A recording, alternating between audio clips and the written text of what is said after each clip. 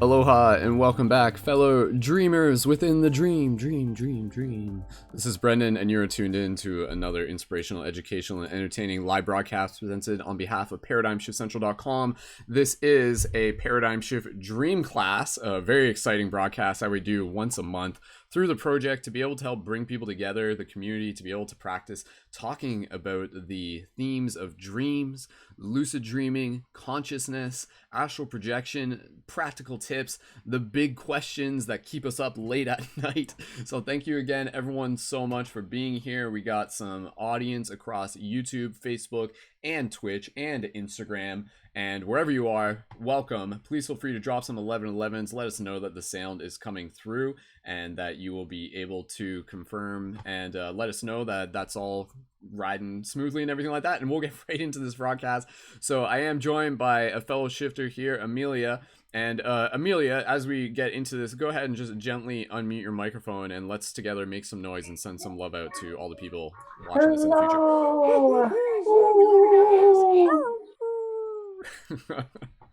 All right, awesome. Thank you again, everyone, so much for being a part of this community. For those of you who may be here for the very first time, Paradigm Shift Central is a portal for inspirational conscious media. It's about being able to bring together a team of shifters, people who are intentionally and actively helping assist with the shift in consciousness through acts of creativity and compassion, by helping level themselves up within this real world game to be able to help make a difference in this world. So if this is your first time on Dream Class, then you're in for a treat. And we do this broadcast once a month, as I said, and we try not to make it a repeat of every single month. So if you're looking for even more, be sure to go check out the past links, the past episodes of the broadcast. And you can find that in the info on YouTube as well. There's over 27 past broadcasts that we've done for Dream Class, as well as over like 600 other broadcasts that we've done for other broadcasts within the Paradigm Shift Central project. So again, if you haven't already yet, be sure to check out more at ParadigmShiftCentral.com. Thank you again to our Patreon supporters who help make this possible. If you find value in what we are creating here as a community, then be sure to check out our Patreon and add your support when you can. And when you do, you can also get awesome discounts on items such as Light Guardian crystals. Sorry, just get so excited with these things. Anyways, we'll get right into the discussion for tonight's broadcast. And even though it's just myself and Amelia, that's totally cool because, hey, that's what the universe is kind of like here to be able to do. And I actually have a very cool book that I want to be able to read through tonight. So we're going to just chit chat with Amelia for a bit, and then we're going to get into reading this book and kind of providing some commentary on it as well. And this book is Dream Yoga, Consciousness, Astral Projection, and the Transformation of the Dream State by Samael Unwar. And this is a very, very, very in-depth book, and we'll probably just kind of see how far we can get into it over the course of at least the next 90 minutes, intentionally not making this episode a 5-hour broadcast, which has happened in the past. And again, by the end of this, we want you to be able to feel more inspired, more educated, and being able to apply some of the insights that you learn from this broadcast to your practice as dreamers. And so again, as we move forward in this discussion, the intention behind these classes, you know, even for myself to just be like, well, obviously I'm the one like showing up to the computer, setting things up, creating the broadcast, broadcasting it, putting the message out there. Why am I doing this? Why am I doing this? For myself, I feel that when it comes to building community, when it comes to building a community, a global team of shifters, of light guardians, of people who are intentionally helping assist the world through acts of creativity and compassion, as I've said, people who are intentionally evolving their own consciousness, a huge part of it is like how we engage in the physical world. Absolutely. But an equally important part of it is what's happening to us in the dream space. What is happening to us as multidimensional beings? What is happening to us as we continue to awaken as dreamers within the dream? So as many of us continue to awaken to this shift in consciousness, this spiritual awakening, as we continue to shift our paradigms, more and more of us are realizing that we are multidimensional beings by nature. And one of the best ways that we can directly study and experience this is through the dream space. And this is where in the past broadcasts you would hear me saying similar things where, you know, I talk about the idea that like the dream space is actually something closer to where we come from. So it's like we as spirit are from like this like etheric dream space. Again, this is just a theory. This is just one way of how I choose to kind of piece it together. And the physical world actually like came out of the dream space, and then when we go to sleep each night, it's like we're returning home, we're like going back to where we came from. And so it's a very, very interesting phenomena, if you want to call it that, experience to be able to look at and to study. And in the process of doing this, I feel we like create a stronger bridge between our 5D consciousness, our multidimensional consciousness, and our 3D form to further embody who it is that we are here to be. So again, if you're just like showing up and you're doing the physical work, that's awesome. But if you're not engaged with your dreams, there's a huge part of your own experience that you're missing out on. So by being able to practice talking about these discussions as a team, the intention of these broadcasts is to be able to develop inspiration, accountability, shared wisdom, and also to be able to practice documenting our experiences within the dream space as well, inviting people onto the broadcast to be able to practice having discussions about these topics they don't normally get a chance to talk about, and to practice sharing what they've experienced within the dream space. So it's a very, very exciting thing to be able to get into. So again, for those of you who are watching this on Facebook and YouTube, thank you again. If you're watching this on Facebook, please feel free to jump over to the YouTube channel, where we'll keep an eye on the live chat, and you can let us know in the live chat what are some topics that maybe you would like to see discussed tonight as well. And if you're a leading member as well, please feel free to join into the broadcast. The link for that is posted into the Discord chat. And yeah, you're welcome to join in on any time. But in the meantime, me and Amelia will be holding down the fort here, and we'll get right into this. So Amelia, you can go ahead and gently unmute your microphone. And first of all, welcome to Dream Class, and thank you so much for being here. Well, thank you so much for having me. Awesome. So asking a question that we usually ask people within Dream Class, what brings you to Dream Class, or what is it about dreams that interests you? And also, nice button that you got on there. Thanks. What interests me about Dream Class? What brings me to Dream Class? Well, I guess playing within the dream. As of recently, I've had a lot of dreams where I'm working in kind of a school space, I guess, and there's a lot of books, there's a lot of people, and I feel like um, there's a lot of teachings going on and to be had in this space. And I want to get more involved and more aware, so I get into these spaces, I can get even more out of them.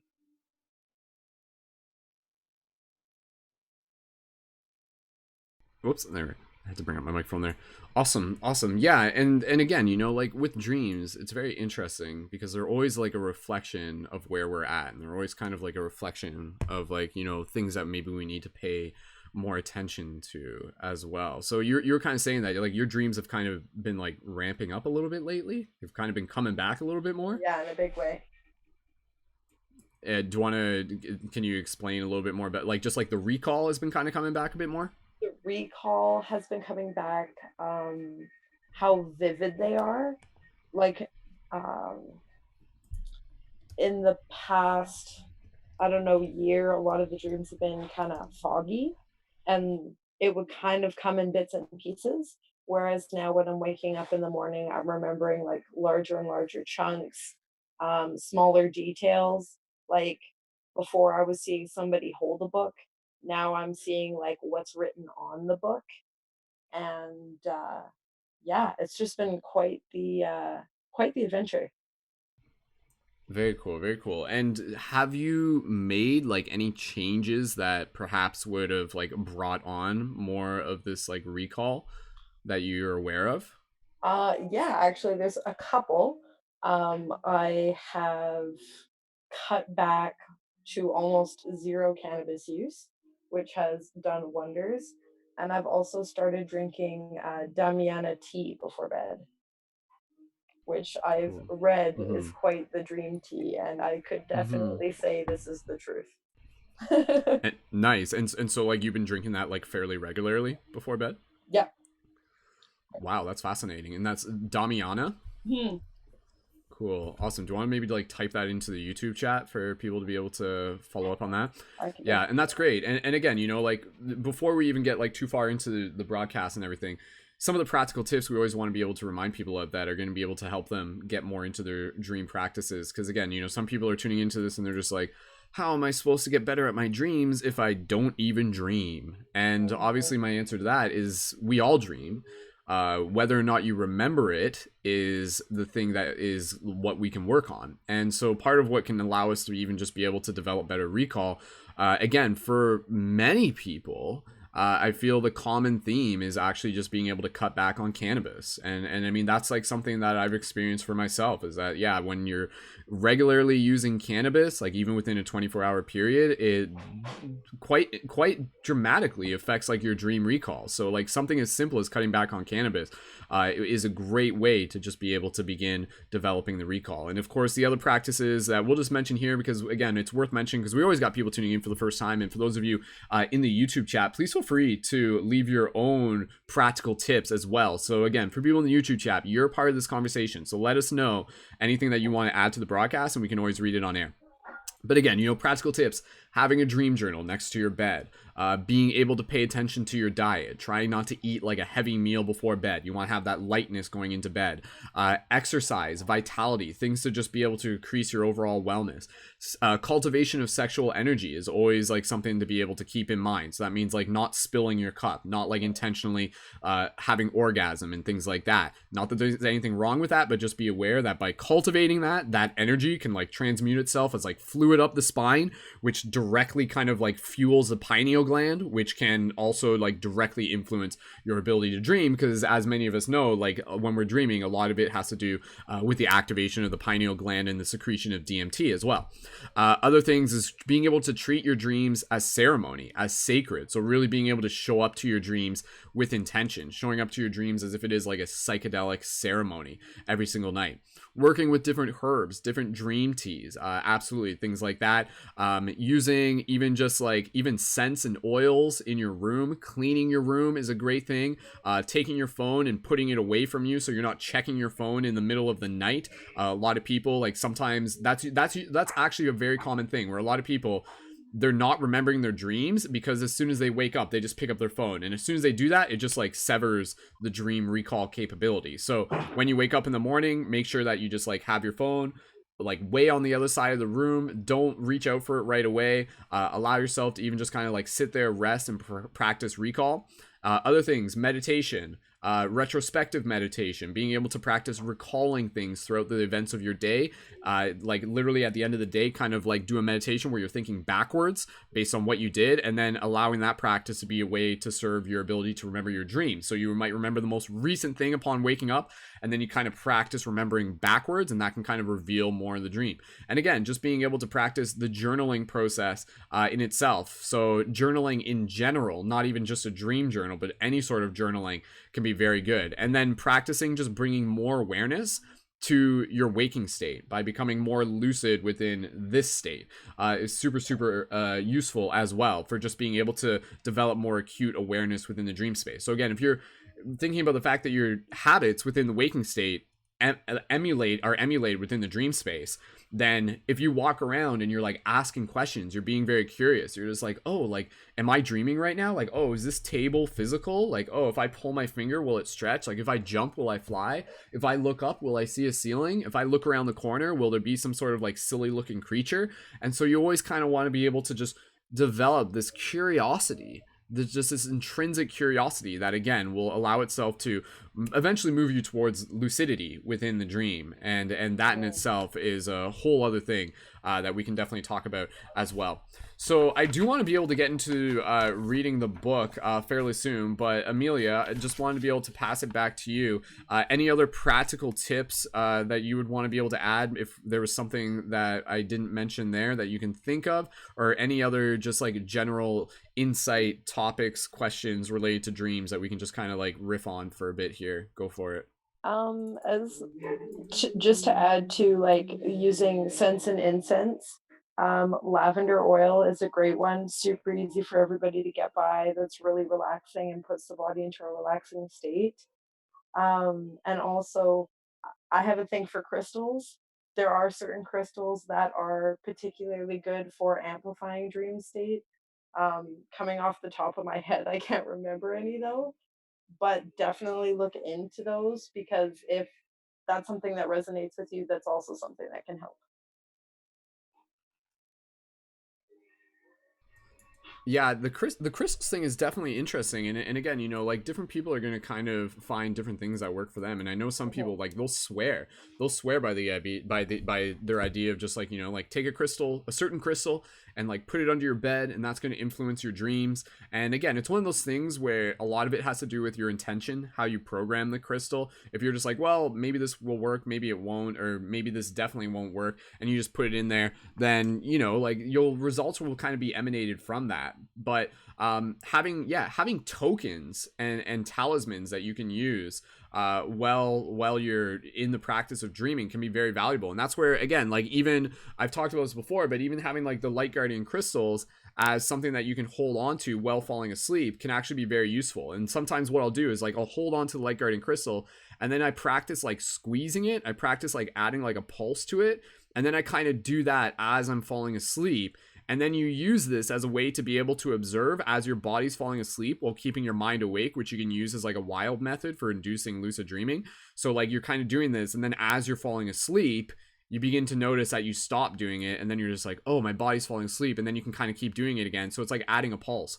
You can do the same thing by like taking your finger and just kind of like tapping yourself on your hand, kind of like you're playing like a piano key, and you just kind of do this as you're falling asleep. And then when you notice that you're not doing it, then that's kind of your trigger for the idea of like, oh, I'm beginning to transition, I'm beginning to like move into that hypnagogic state as well. So Yeah.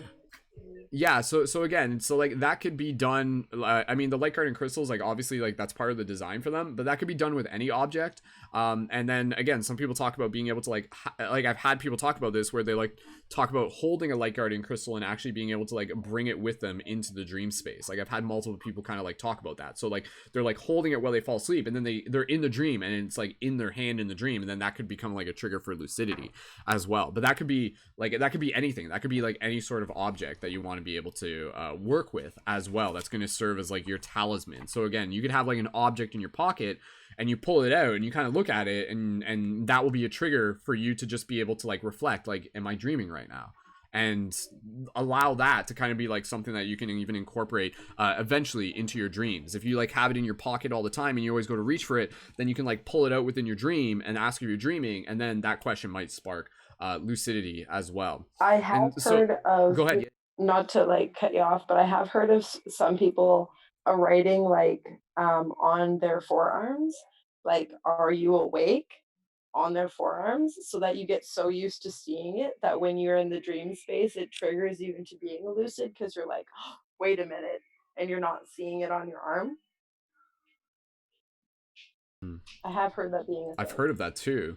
Yeah, I've heard of that too. Like literally like writing things on your body and things like Mhm. that. Yeah. Definitely. Yeah, and like even just having like a little piece of paper that you could unfold that just says like, remember you are dreaming, or something like that. And just like that's the thing. You can get really creative with these ideas of just, again, being able to like work towards lucidity, but just again to be able to develop a habit of curiosity as well is such an important thing, to live your life like a lucid dream. Is the way how do we kind of like talk about going to approach it. 1111 Balance in the YouTube chat says, dream tip: living your dreams in the waking state and following your excitement in the waking state. Absolutely. Again, you know, like the energy that we cultivate within the waking state echoes into the energy that we bring into the dream space. So even just like fueling our minds with inspiration and imagination, listen to music that inspires you, watch movies that inspire you, read graphic novels, read comic books, do things that flex your imagination. Like that is actually such an important thing that I think a lot of people, you know, again, the society that we're in, it seems like it doesn't really encourage that. It does in some ways, but in a lot of ways, like it's like, oh, you're an adult now, so stop daydreaming, stop trying to just like, you know, use your imagination to get away from things.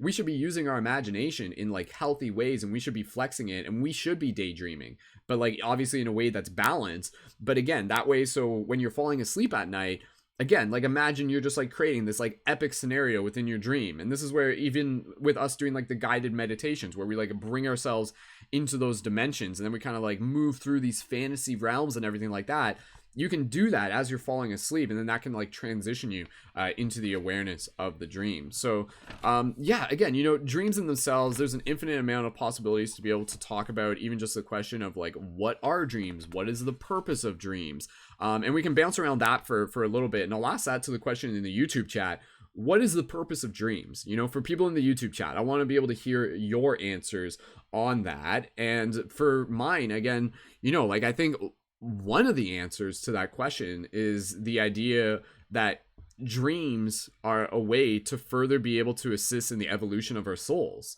So as much as we're learning within the physical dimension, we can also learn within the dream dimension simultaneously, and be able to learn things. Like, there's certain things that we don't always have to learn in the physical, like maybe even things that might have like ramifications that might be irreversible. Instead, if we can experience that in a dream, it's kind of like a simulation, but we might get the experience out of it, and we'll still be able to learn from that. You might do something in a dream that might feel like a quote unquote mistake, and then there's some sort of consequence, and then you wake up and maybe it just like kind of like shakes you a bit, and you're just like, oh my god.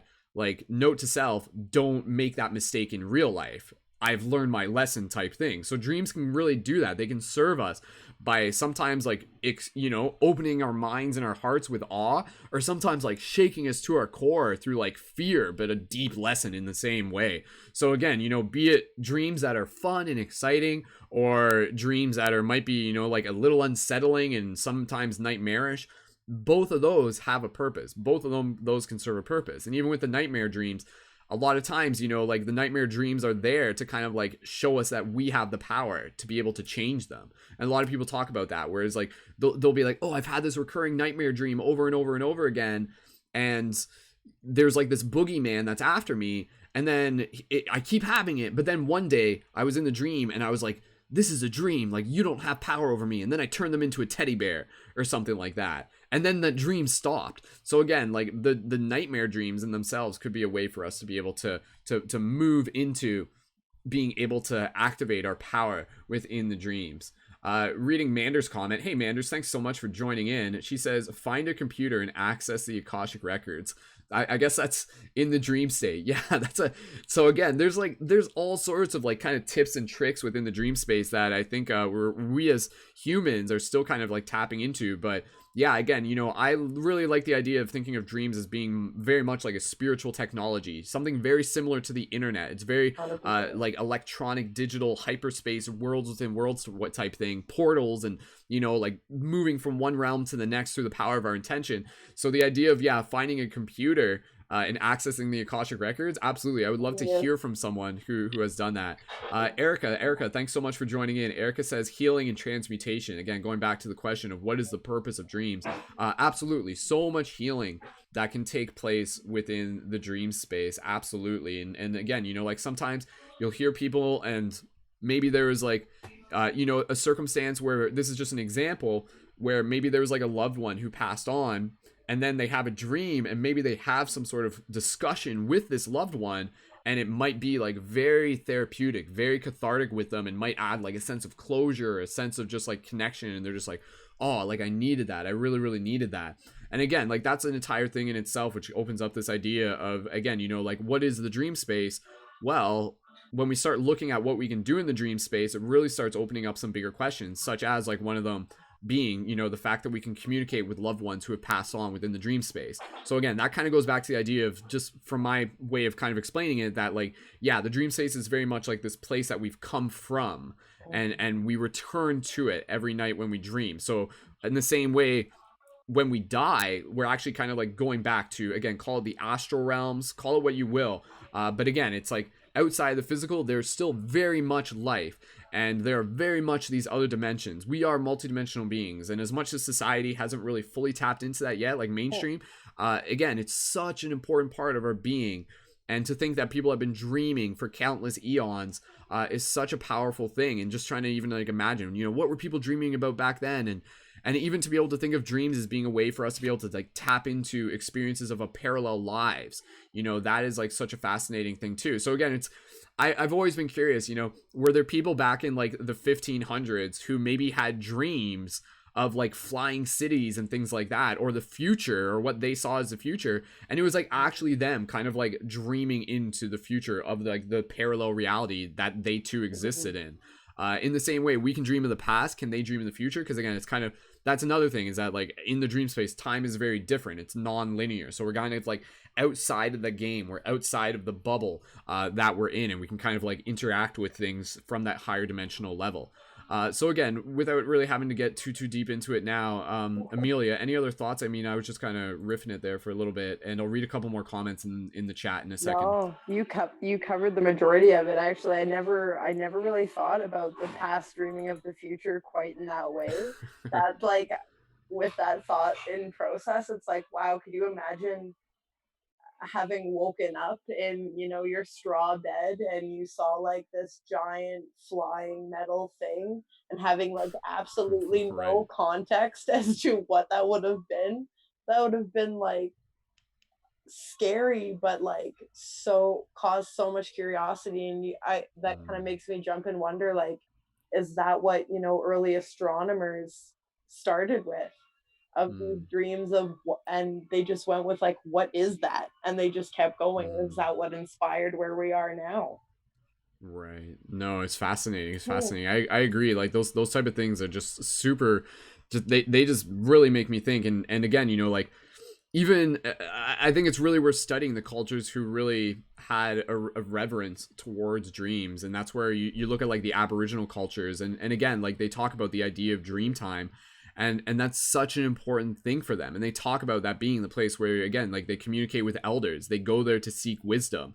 They go, like the shamans, like that's like a common thing where they would like literally, again, just kind of like go into the dream space to be able to like bring forth advice that they could share with the tribe. So in the same way, we can do that. Again, I really think of us as being ambassadors for this higher dimensional knowledge. And one of the ways in which we kind of download this knowledge is by receiving it within the dream space, by intentionally showing up to the dream with questions. And like that's the thing, like you can almost approach the dream as having like its own intelligence, as being almost like an oracle. And people will do this. They'll be like, oh, there's something in my life that I need some clarity on, and they'll go into the dream with that question, and then by the end of the night, in the morning, like they'll actually receive clarity on it. So imagine, you know, in an ideal sense, instead of your dreams just being like completely off the wall, random, or just like you, like, you know, doing grocery shopping or working at your job, mundane things or anything like that.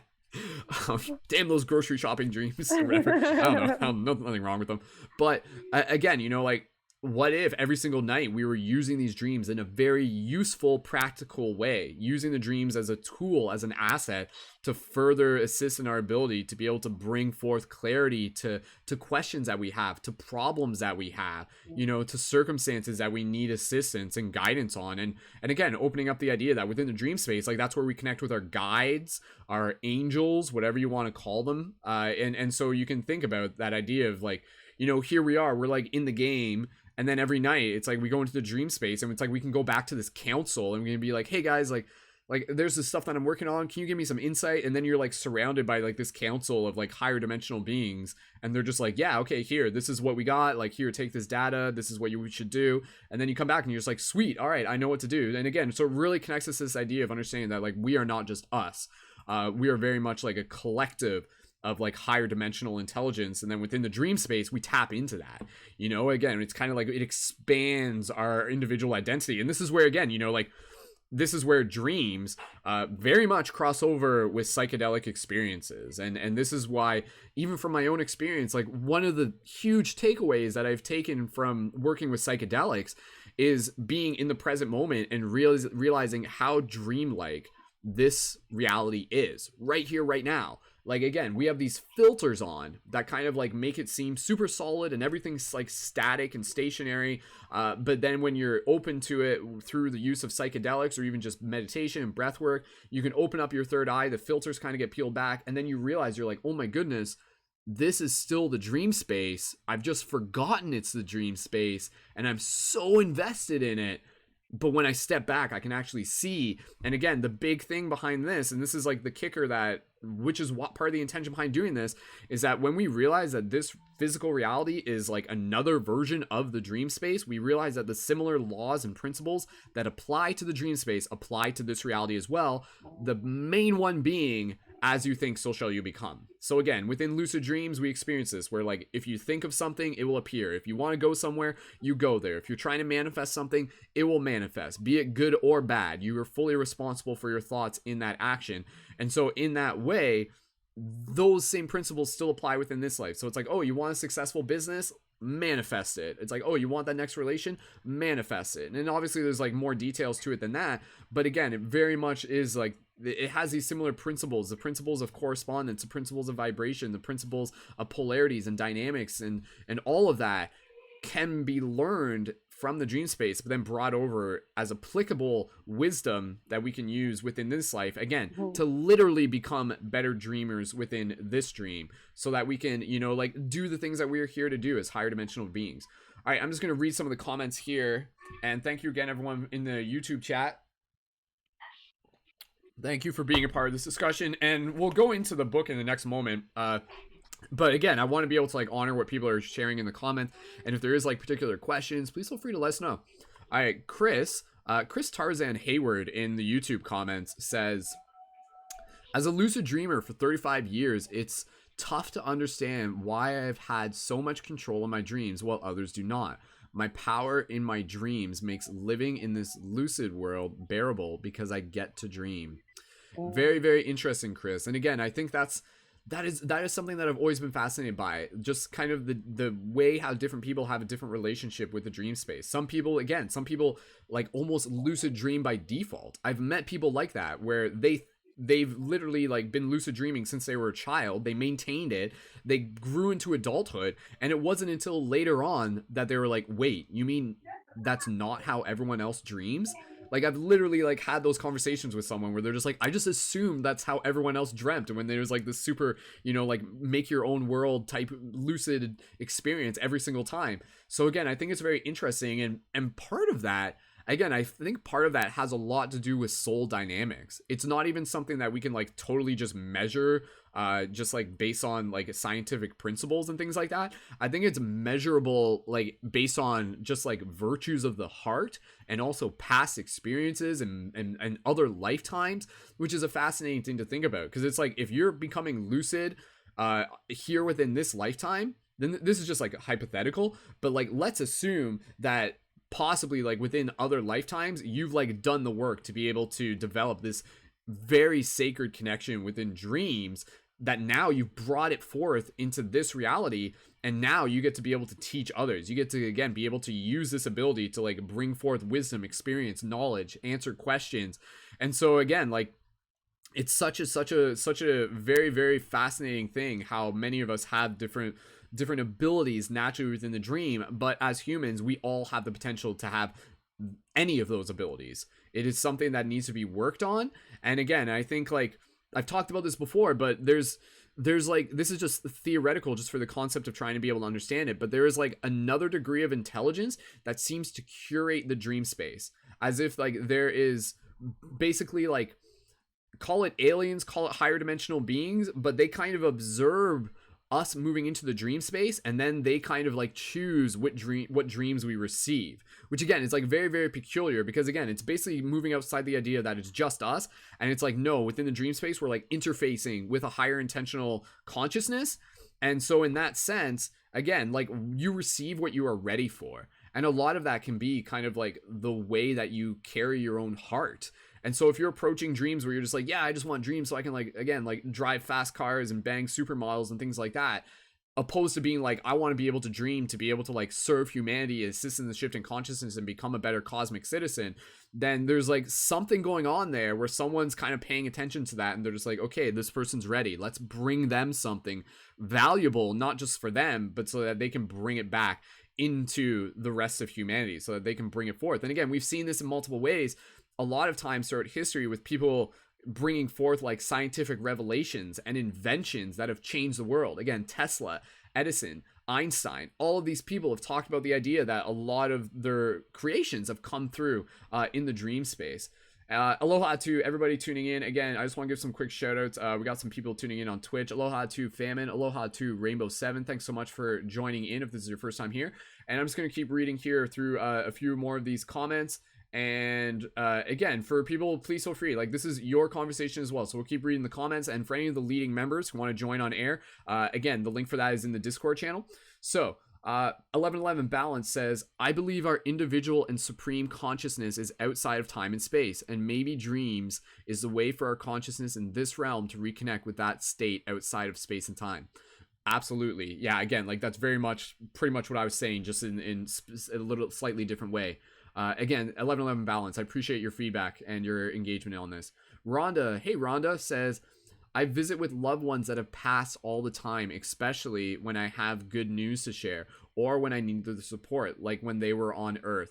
That's amazing. Again, just to be able to think about the idea that, imagine if we had that ability every single night to like will that, instead of just being like, oh, will I or won't I dream about grandpa tonight? Instead, if it was literally just like, okay, I'm going to sleep and I got news for grandpa, I'm going to go talk to him. Like, imagine you had that. Like, imagine how much like that would like be a part of your reality and your experience, and just like expand your total awareness. And again, I think we all can experience that, but there's work that we kind of have to do before that. We kind of have to like clear the dirt off our radar dish and do the practices. Tyler says, I think that when we enter the dream space, we have access to our deja vu clairvoyant abilities. Absolutely. I would definitely say that's a huge part of it. Again, even times people will talk about within dreams, like having those psychic abilities, having those clairvoyant natural experiences where, you know, they might meet another intelligence or an entity, and they'll talk about the idea of being like, oh, they communicated to me through thought, or they communicated to me through feelings. And this is where, again, we can kind of get into the idea of, you know, we're human. We think of ourselves as human here on this earth plane, us like little plebeians here on Earth. Podlings, whatever we want to call us, and basically, like, you know, compared to like higher dimensional consciousness, but then like there's like these other beings, like there's beings that are like higher advanced than us, and they can interface with us in the dream space. And again, I've talked about this before, call it aliens or whatever, but I feel that within the dream space, it's this common space where if I was like a higher dimensional alien, I would see Brendon going to sleep and I'd be like, hold on, I'm gonna like go into his dream space, like log into that shared server and talk to him, because there's something I need to talk to him, or maybe I need to ask him something, or maybe I need to communicate, or maybe he's like an extension of my own soul or something like that. And I think that's kind of the idea, is that as much as we are here, it's also reminding ourselves that we are those higher dimensional beings already. We're kind of like fractal versions of it. We're just playing small, but we're something much, much bigger. Tyler, thank you for your comment. Manders, integrate your fragmented selves, split personalities. Very, very, very interesting comment there, Manders, as well. Absolutely. Again, I think within the dream space, it is another way for us to be able to like meet those other parts of ourselves and to be able to harmonize them as well. And again, I've talked about this before. Within the dream space, we have this ability to kind of like see the hero and the villain inside of us, but then we can kind of like pick and choose which one we, you know, which wolf we feed, but then also to be able to like bring compassion, to be able to harmonize both, become the silver wolf. 1111 Balance says, yeah, I was going to say altered states can bring you to the same state of consciousness. Manders, use plant medicines in dream. That is super, super fascinating. That idea of being able to work with like psychedelics within the dream space. Just that concept like blows my mind. And I've experienced that, and other people have experienced that, where again, you can like be in a dream space and just like have like a cup and just convince yourself and just be like, this is ayahuasca. Like this is, and then you drink it, and then your mind activates like ayahuasca.exe, you know, like it runs that program, it activates it. So again, it's kind of like that in itself is super crazy, because it really opens up this idea of like, wait a second, is that how it works in this reality too, to a degree? Again, if you were to like give someone, you know, something and be like, here, this is going to make you trip out, and then they drink it, can they actually like convince themselves to the point where they might experience something? Maybe not the full experience, but still something. But again, like 1111 Balance says, I've taken DMT and mushrooms in dreams before. Yeah, myself as well. Like I've done DMT and mushrooms in dreams, and again, it's evoked like similar experiences to what it's happened within this reality. So again, I think it's like it's the narrative that we trigger that kind of creates the experience in a sense. And again, that's kind of where in this reality, that's like we call it the placebo, but it really is this idea of like, as we think, so shall we create, as we think, so shall we experience. And then within the dream space, it's not the fact that you're like actually smoking DMT, it's that you're initiating the narrative that instigates that experience, or at least maybe that's just one way. Maybe there is like, again, is there a physical property to things within the dream space? Perhaps there is. Perhaps there still is. Perhaps there still is like a quote unquote chemical reaction that can occur, a cause and effect that can occur within the dream space. Even though that we know in the dream space things are very much, like immalleable, where you can like move through things, or malleable where you can like put non-physical, where you can like put your object, you can put your hands through different objects. Again, you can float, you can like teleport and things like that. But very well likely there could still be like certain principles to certain elements within dreams that still have like cause and react, because again, you can still feel things within dreams, you can still like taste things, you can still touch things within dreams. And again, that's like that idea just in itself, that this reality and the dream space have a moment, like the dream space has a present moment equally as real as this reality right now, which is super, super amazing to think about. 1111 balance, thank you again for everyone's comments. I'm just going to reread these real quick, and then we'll again jump back to Amelia, and I want to read more of the book here. 1111 balance says, crazy stuff. I don't remember the DMT well, but I remember the shrooms, and an alien gave it to me. It was like a gray kind of, but it felt very empathetic, unlike how people describe aliens. Only dream I've had with an alien, and I think there was an ant being of some kind, or an insect being. Very fascinating. So again, more people talking about being able to like make contact with aliens within dreams, which is again a whole topic in itself. People talking about, like, when are the aliens coming? It's like the aliens are here, and we can connect with them in our dreams if we're open to that, and if we're ready for that. They've been here for a while. they've been here for a while, Amelia says. So absolutely, right? So Amelia, have you had any dreams of aliens, just on that topic while we're on it? Oh heck yeah, when I was a kid, all the time. Like honestly, that was probably a main theme when I was a kid. Interesting. Anything more about that you can remember, or like even the feeling? Small. It was like, yeah, I remember the first time I had a dream with them in it. I was really freaked out because I hadn't really, like, I had only ever seen them in movies, right? And they were scary in the movies. And yeah, so the first time they showed up in my dreams, I remember hiding in a freezer because like they were all over the house. And yeah, then after that, I got really used to them. Never really communicated with any of them, but was able to like coexist in the dream space with them. And it wasn't like a traumatic experience at all. You know what? I don't, but I have this little container here. That's fascinating. Do you remember, like, did they teach you anything, so to speak? Even on like a subconscious level, maybe? Probably on a subconscious level. I wouldn't say like anything that I can remember really clearly right now, but I would definitely say probably on a subconscious level. And I did, thinking about it now, I did start more heavily lucid dreaming after those dreams had happened. So flying ability came into play. What is telekinetic? Super telekinetic after that point. So probably on a subconscious level, they did some serious work. Interesting. Yeah, like I kind of like that idea that like them showing up could have like activated some sort of latent dream abilities within you. Probably. Again, like they were there to be able to like help you awaken your natural superpowers or something like that. So. Something like that. Something like that. So, cool. Okay, I'm just gonna read more of the comments, unless Amelia, is there anything else related to aliens? Not so much aliens, but I just wanted to jump onto two things that you were mentioning, the placebo.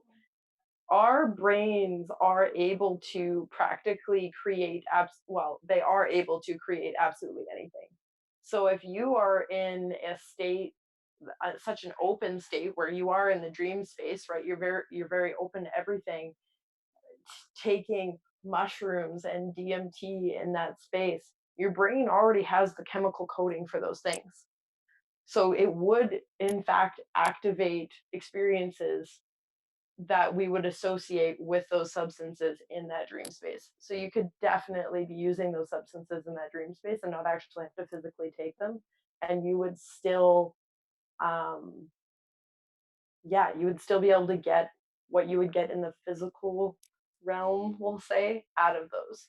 If you look into, I don't know if you've ever heard of Dr. Joe Dispenza's work. Yeah, a lot of people are becoming more familiar with him. Yeah. So if you read into his work and the placebo effect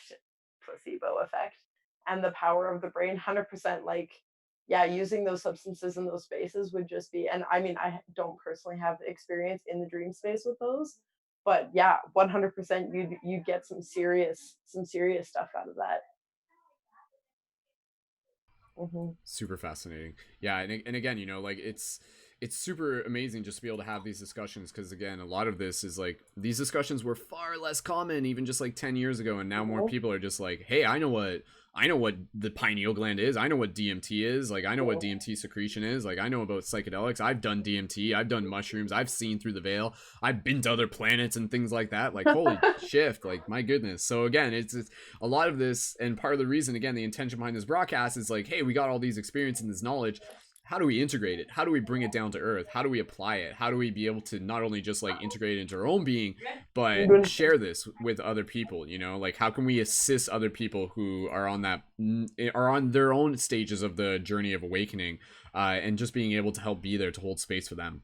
So I'm just going to read through a couple other comments here, and Aloha to this reality. Very, very fascinating. Erica says, the people in my dreams are important, and setting is of great significance as well. The places in my dreams seem to overlay with those in waking life. I often revisit the same places in my dreams. Yeah, again, that's super fascinating, because you know we've talked about this on one of the broadcasts that we did in the past with a fellow who teaches within the Gnostic like school and everything like that. It was in episode 4, Leading the Shift. I would encourage, for those of you interested, I'd really encourage you to go back and check out that. It's on my YouTube channel, obviously. But again, you know, it's kind of talking about this idea that there's like realities overlaying realities. That's kind of like how it works here. So like within the dream space, when we think about like astral projection, it's like we're kind of like in the astral body, and we move through the astral plane, and the astral plane is actually like over top of this plane, and then there's like certain things within the astral plane that are visible that aren't visible in the physical but are still here, which is super, super fascinating.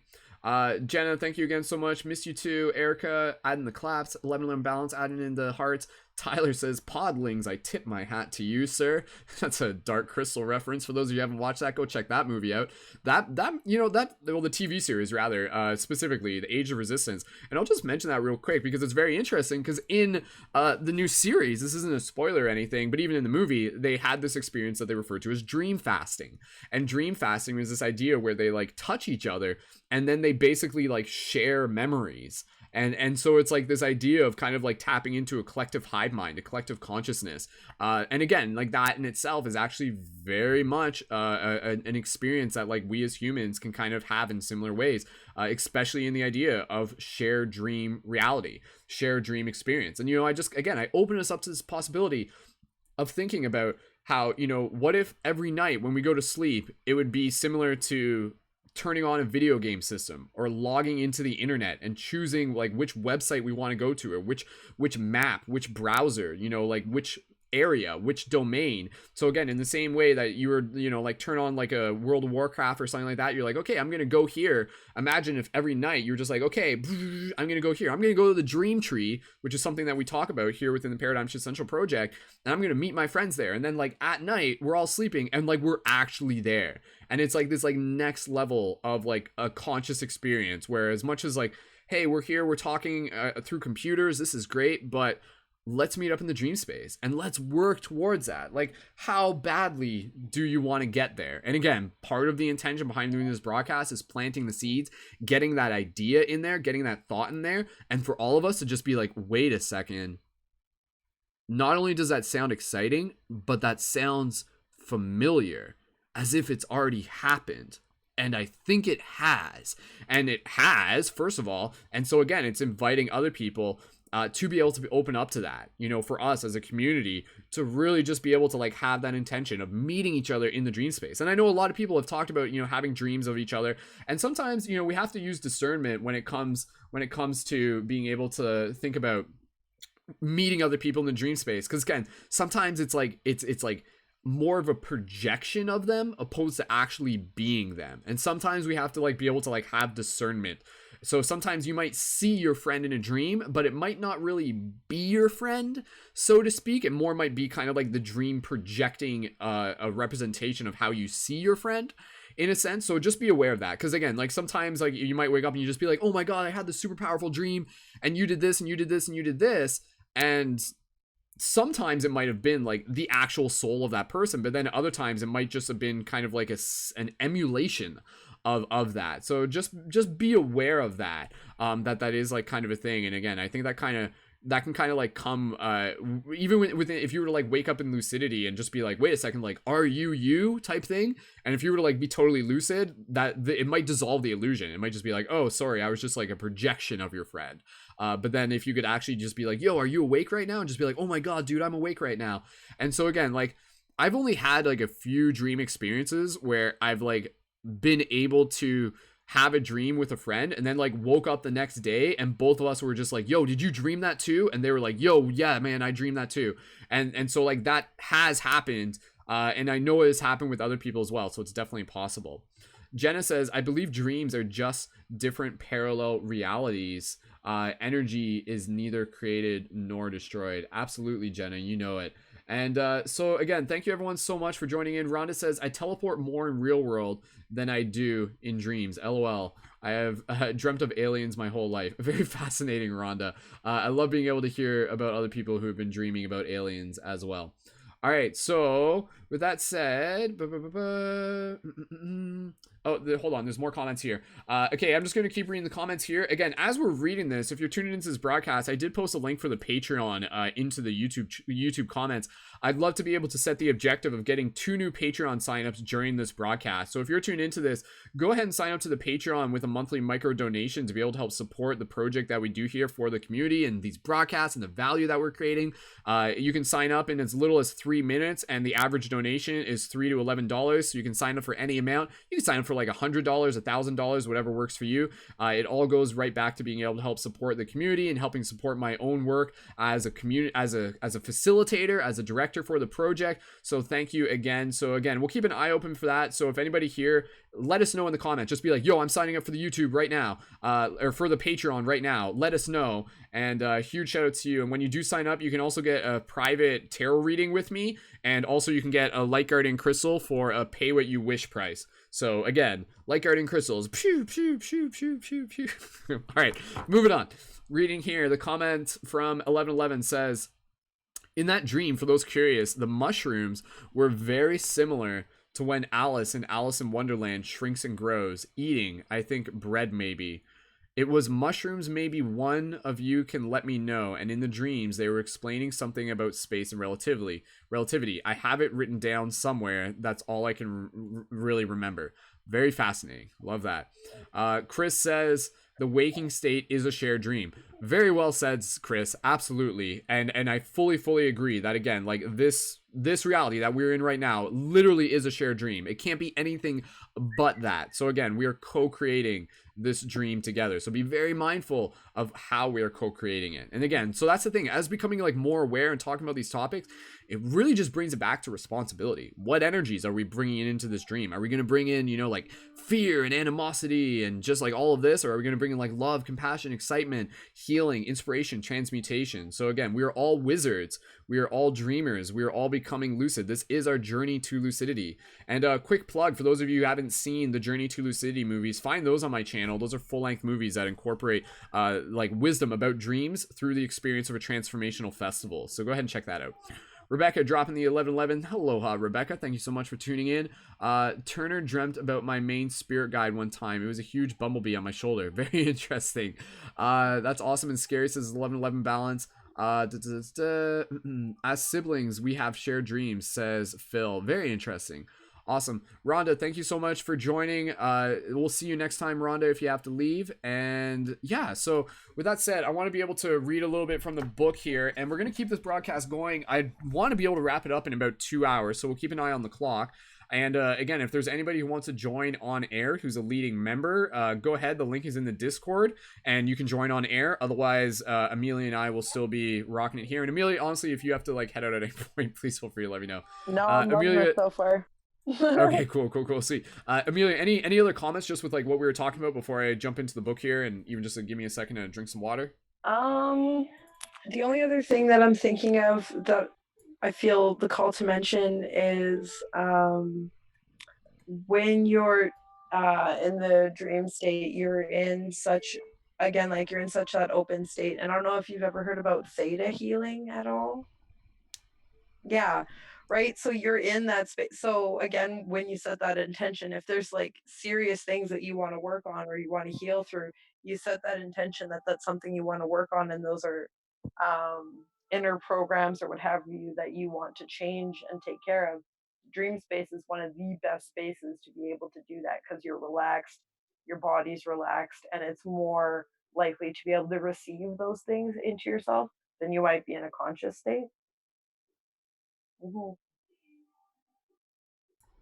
Absolutely. Yeah. Again, I think, again, that's where like we're still kind of unraveling the potentials of the dream space. But yeah, like we can use the dream space to literally like set an intention and like reprogram our like light body, if we want to call it 100%. that, or even just like our physical body Yep. as well. You know, we send the signal to ourselves and we're just like, do this, you know. And again, even just when you think in rest, like that's where it's so much of the body like kind of like does what it needs to do to be able to heal itself, to return itself back to like a homeostasis, to just like heal wounds, to digest things, to work on, you know, just like moving energy where it needs to. So absolutely, again, you know, like we really as a culture need to just like honor sleep so much more, and honor dreams. And again, it happens here just through these conversations by us as community. So again, I really appreciate everybody just being here, and again, not only just being a part of this broadcast, but hearing this call to action to be able to continue these conversations further.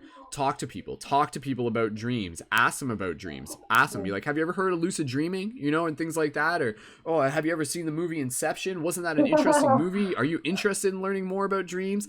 And you'll start hearing from people, or just be like, do you remember what you dreamt of when you were younger, and things like that. And you know, again, I think dreams are a beautiful launch point for being able to help awaken people, or just open people up to more discussions, to be able to help them see that they in themselves are already multidimensional beings.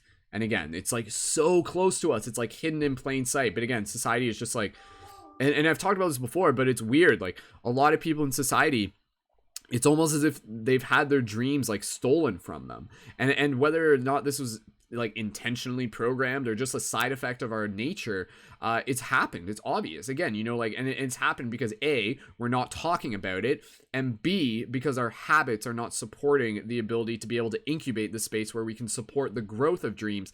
For example, again, that's why if people are falling asleep looking at their cell phones and they wake up looking at their cell phones, they're not remembering their dreams. So that's why you go out there and you do a survey with people, you ask like 90% of them, and they're going to be like, oh, I don't remember my dreams, or I don't pay attention to dreams, and I don't think I need to. So again, we want to be able to have the discussions and be like, dude, if you pay attention to your dreams, like it will change your life, it will benefit you, it will allow you to like be of more service as a cosmic citizen, as an explorer of these psychedelic realms. And I think that's kind of the way that we need to think about it, is that like when we came into this experience, these physical bodies, we came into it with the gift of being able to experience both the physical, but then being able to be, you know, like psychonauts of the astral as well. Like we have the best of both worlds, you know. So again, there's like other beings, and maybe they just exist in the dream space, and that's where they live, you know, like that's like their existence, and they wish they could come into the physical. Whereas here, we're literally like between both worlds,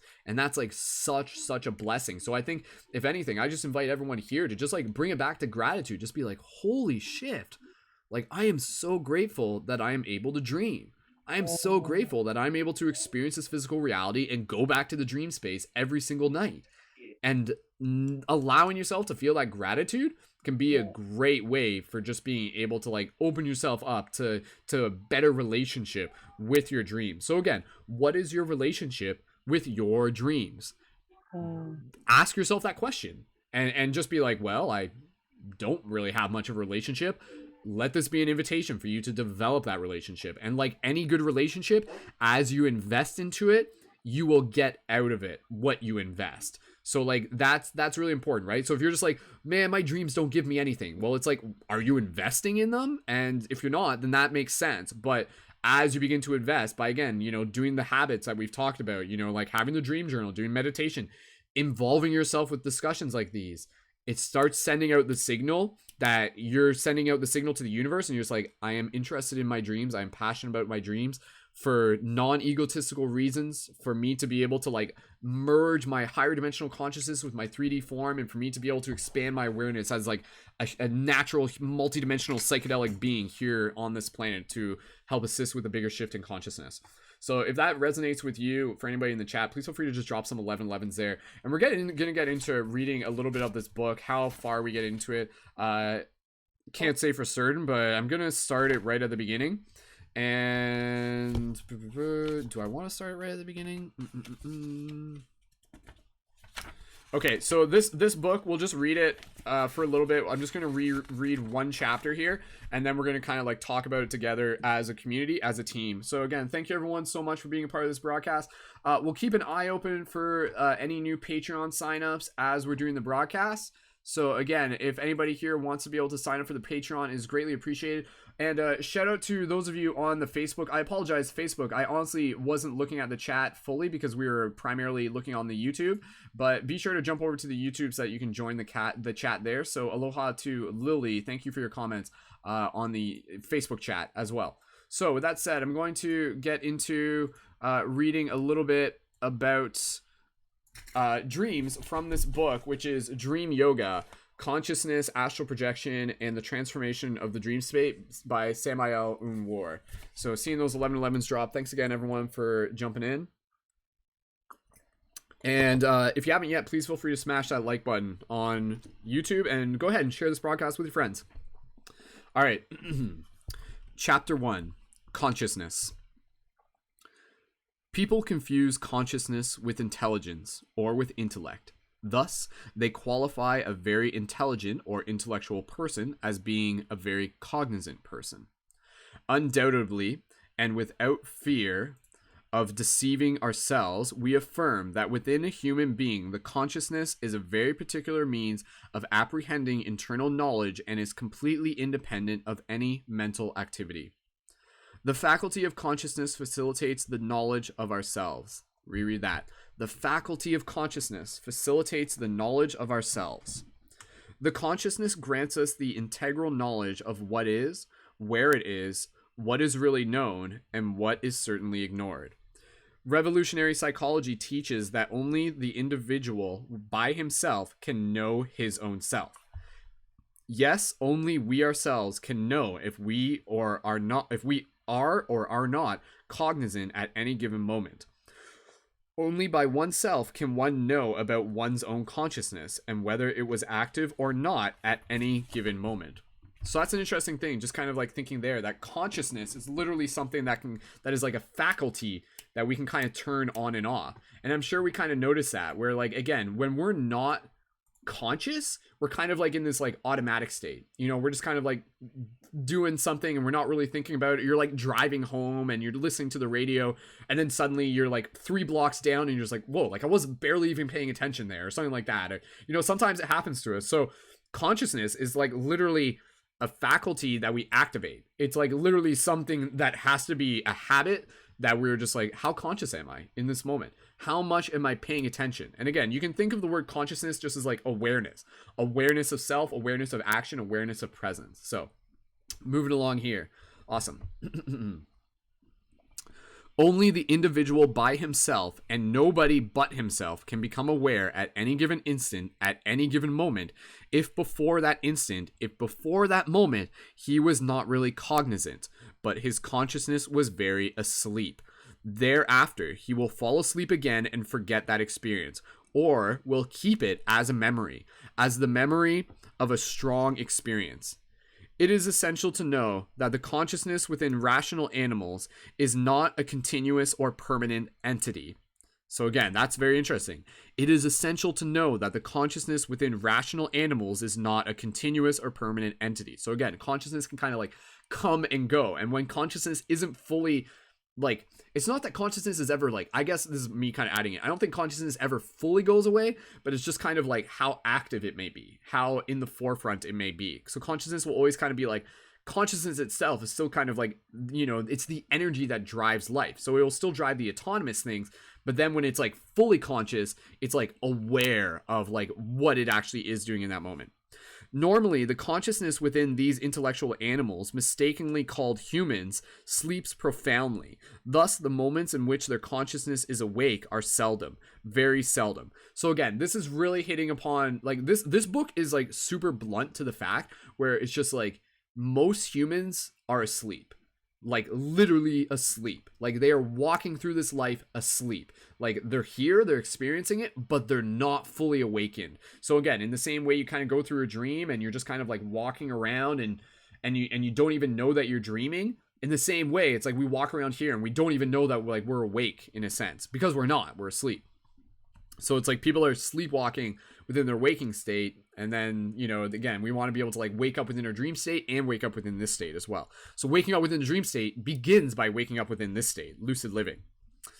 Yes, intellectual animals work, drive cars, marry, die, etc. with their consciousness totally asleep, and it awakens only in very exceptional moments. Sadly, the life of present human-like people is a life of dreams, yet they believe they are awake and will never admit that they are dreaming. That is, that their consciousness is asleep. If any of them were to suddenly awaken, he would feel terribly ashamed of himself. He would immediately comprehend his clownishness, his buffoonery, since this life is frightfully ludicrous, horribly tragic, and seldomly sublime. If a boxer in the middle of a fight was to unexpectedly awaken, covered in shame, he would see the entire fascinated public, and then before the astonishment of the sleeping unconscious multitudes, he would flee from the horrible spectacle. When a human being admits that he has his consciousness asleep, he can be sure he has already begun to awaken.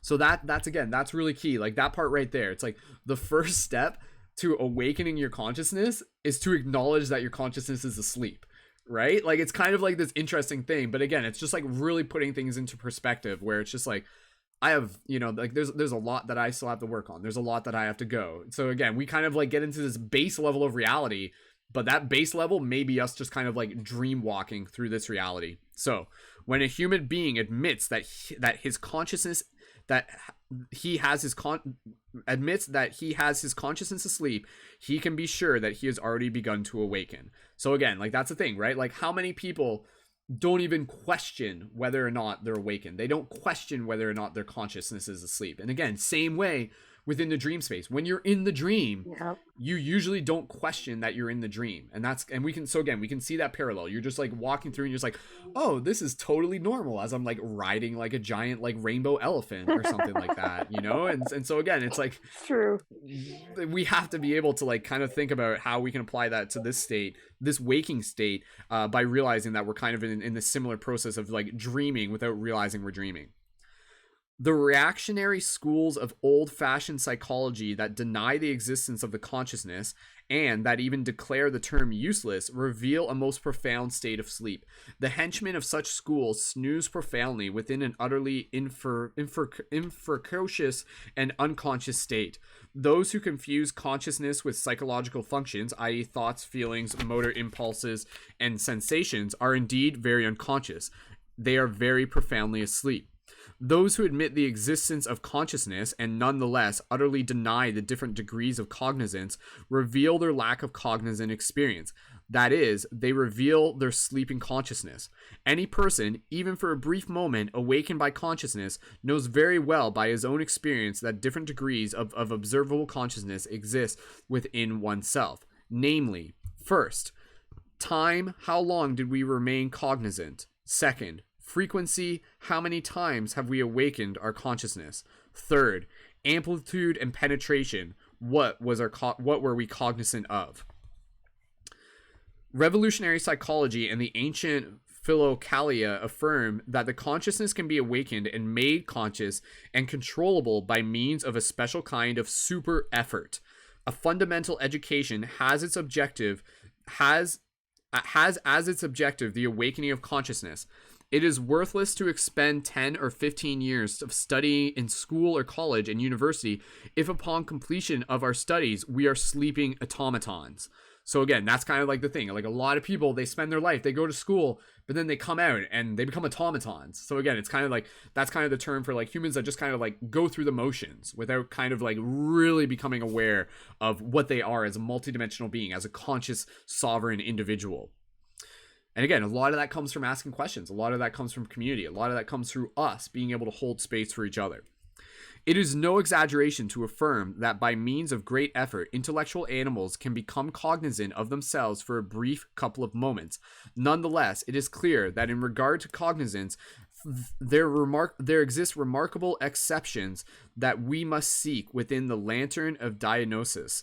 These remarkable cases are represented by authentic human beings such as Buddha, Jesus, Hermes, Quetzalcoatl, etc. Yes, these founders of religions possess continuous cognizance. That is, they are great enlightened men.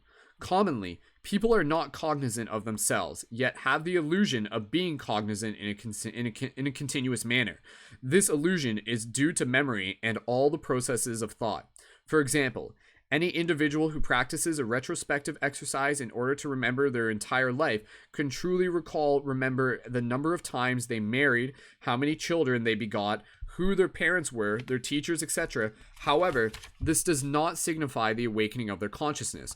This is simply the remembrance of unconscious actions, and that is all. Here, it is necessary to repeat what we have stated in former chapters. There are 4 states of consciousness: sleep, vigil state, self-cognizance, objective cognizance. The wretched intellectual animals, mistakenly called humans. Again, I like that term. It's like we're not humans. We're just intellectual animals. Very humbling. The wretched intellect. Like I said, this book's like so blunt, but in a good way. The wretched intellectual animals, mistakenly called humans, live only in in 2 of these states, since they expend one half of their life in their bed sleeping and the other half in the wrongly called vigil state, which indeed is sleepwalking state. Yes, the individual who in bed sleeps and dreams believes that he awakens by merely returning to the vigil state, but he continues dreaming because for him the vigil state is indeed the sleepwalking state. So again, it's this idea that we wake up in the morning and we go about our day, but like we haven't actually awakened. From like a higher conscious perspective, we're still sleepwalking. So again, it's kind of like really taking things out to see the bigger picture. If this is making sense for you guys, go ahead and just kind of let us know in the comments. Again, I know some of this stuff is like pretty, it's interesting just to listen to. It's one of those things where you almost have to like listen to it twice in order to really be able to get it. And this is only just chapter 1, right? This is similar to daybreak. The stars seem to hide when the sun rises, yet they continue to exist even when the physical eyes cannot perceive them. In normal life, the populace knows nothing about self-cognizance, and much less about objective cognizance. Nevertheless, people are proud and everyone thinks that they are cognizant of themselves.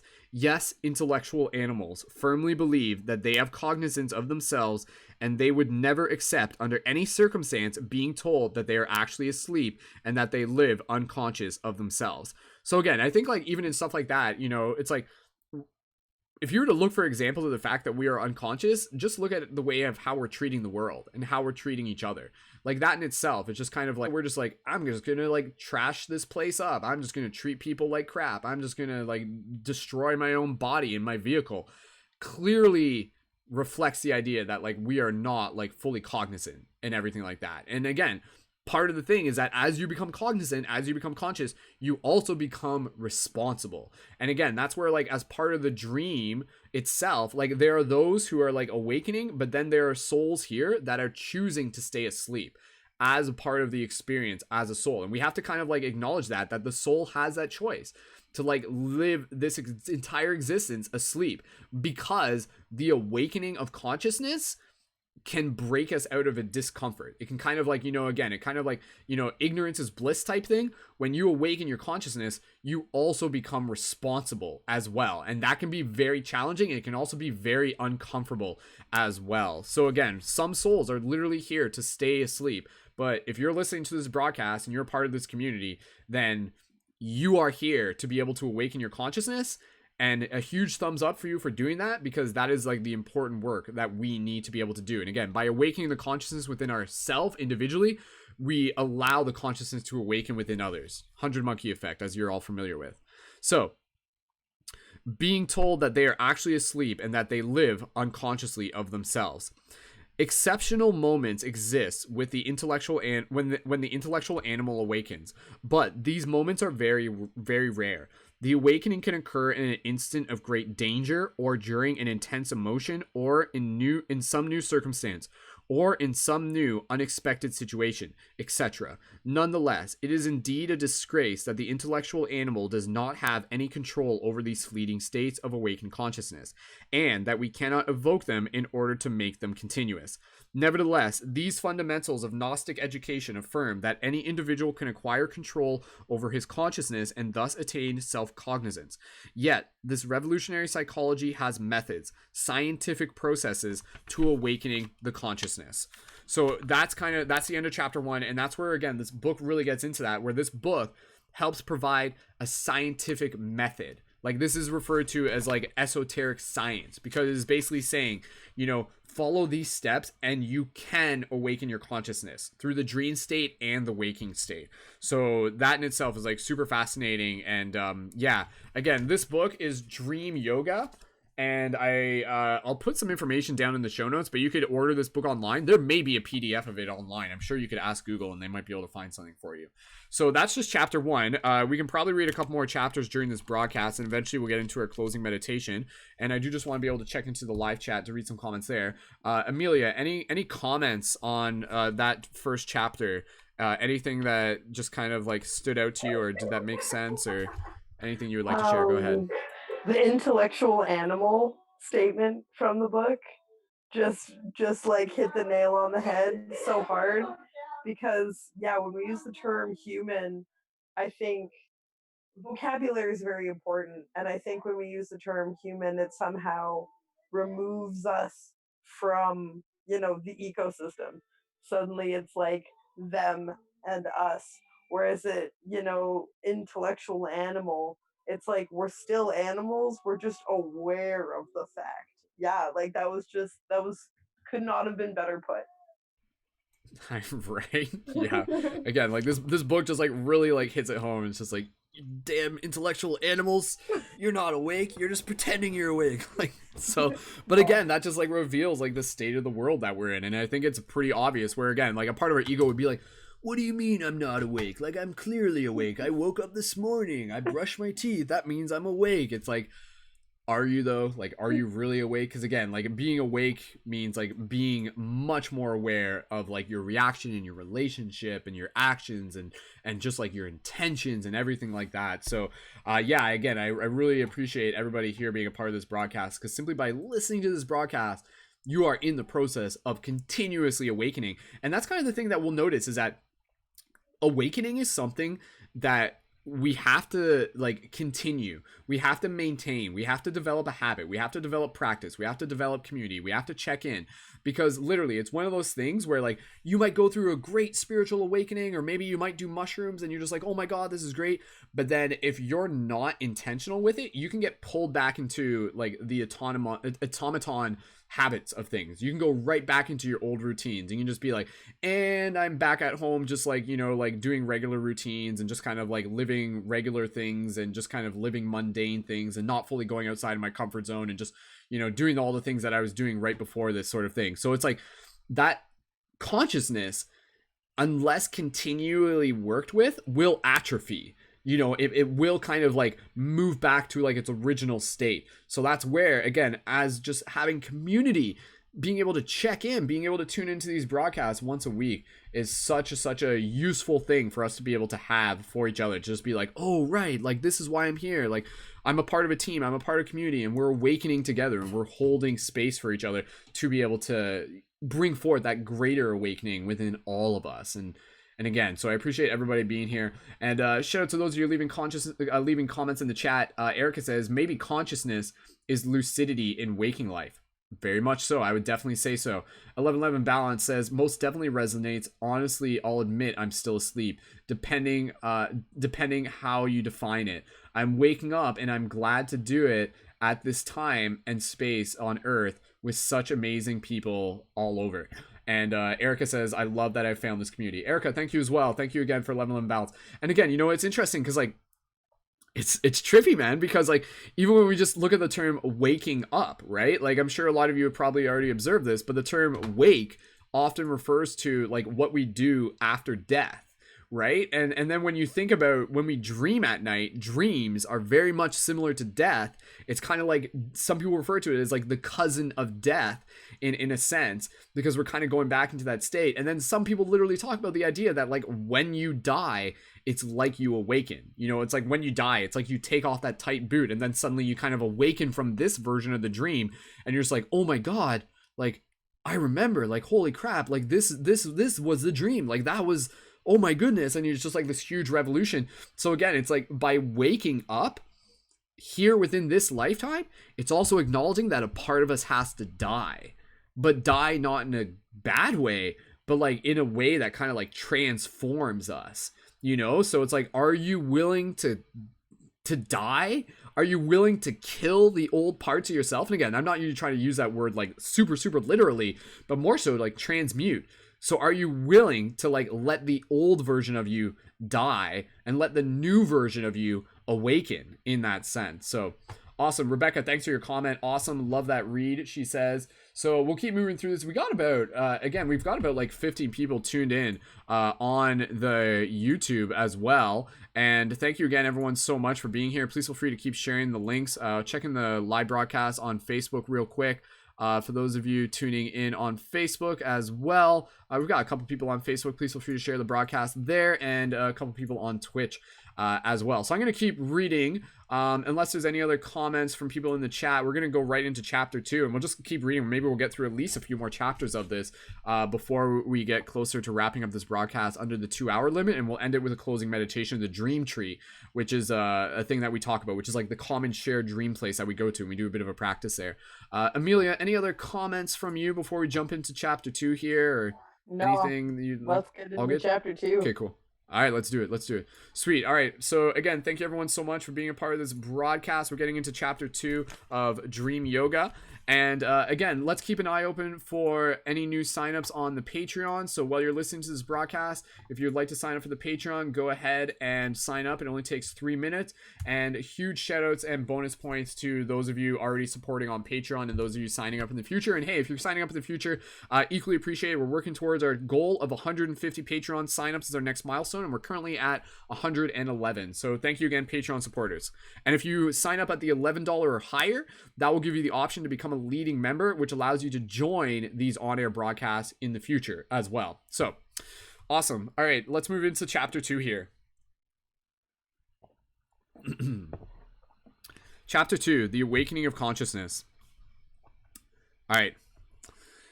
It is necessary to know that humanity lives with its consciousness asleep. People work asleep. People walk through streets asleep. People live and die asleep. When we come to the conclusion that the entire world lives asleep, then we can comprehend the necessity of awakening. Again, like that just says it so powerfully. When we come to the conclusion that the entire world lives asleep, then we can comprehend the necessity of awakening, which is again, like that is the paradigm shift, to awaken. And again, we're seeing that through the awakening. You realize the bigger story, you see the bigger picture, you see the bigger connection, you see your bigger identity, and you also allow yourself to move into more responsibility as citizens of this planet and the cosmos. We need the awakening of consciousness. We want the awakening of consciousness. Absolutely, very true, right? Like consciousness fueling something inside of you. Fascination. The profound sleep in which humanity lives is caused by fascination. Okay, this is where it gets really interesting. People are fascinated by everything in life. People forget themselves because they are fascinated. The drunkard in the bar is fascinated with the alcohol, the place, the pleasures, his friends, the women.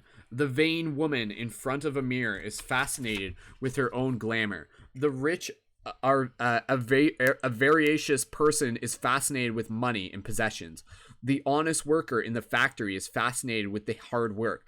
The father of the family is fascinated with his children. All human beings are fascinated and sleep profoundly.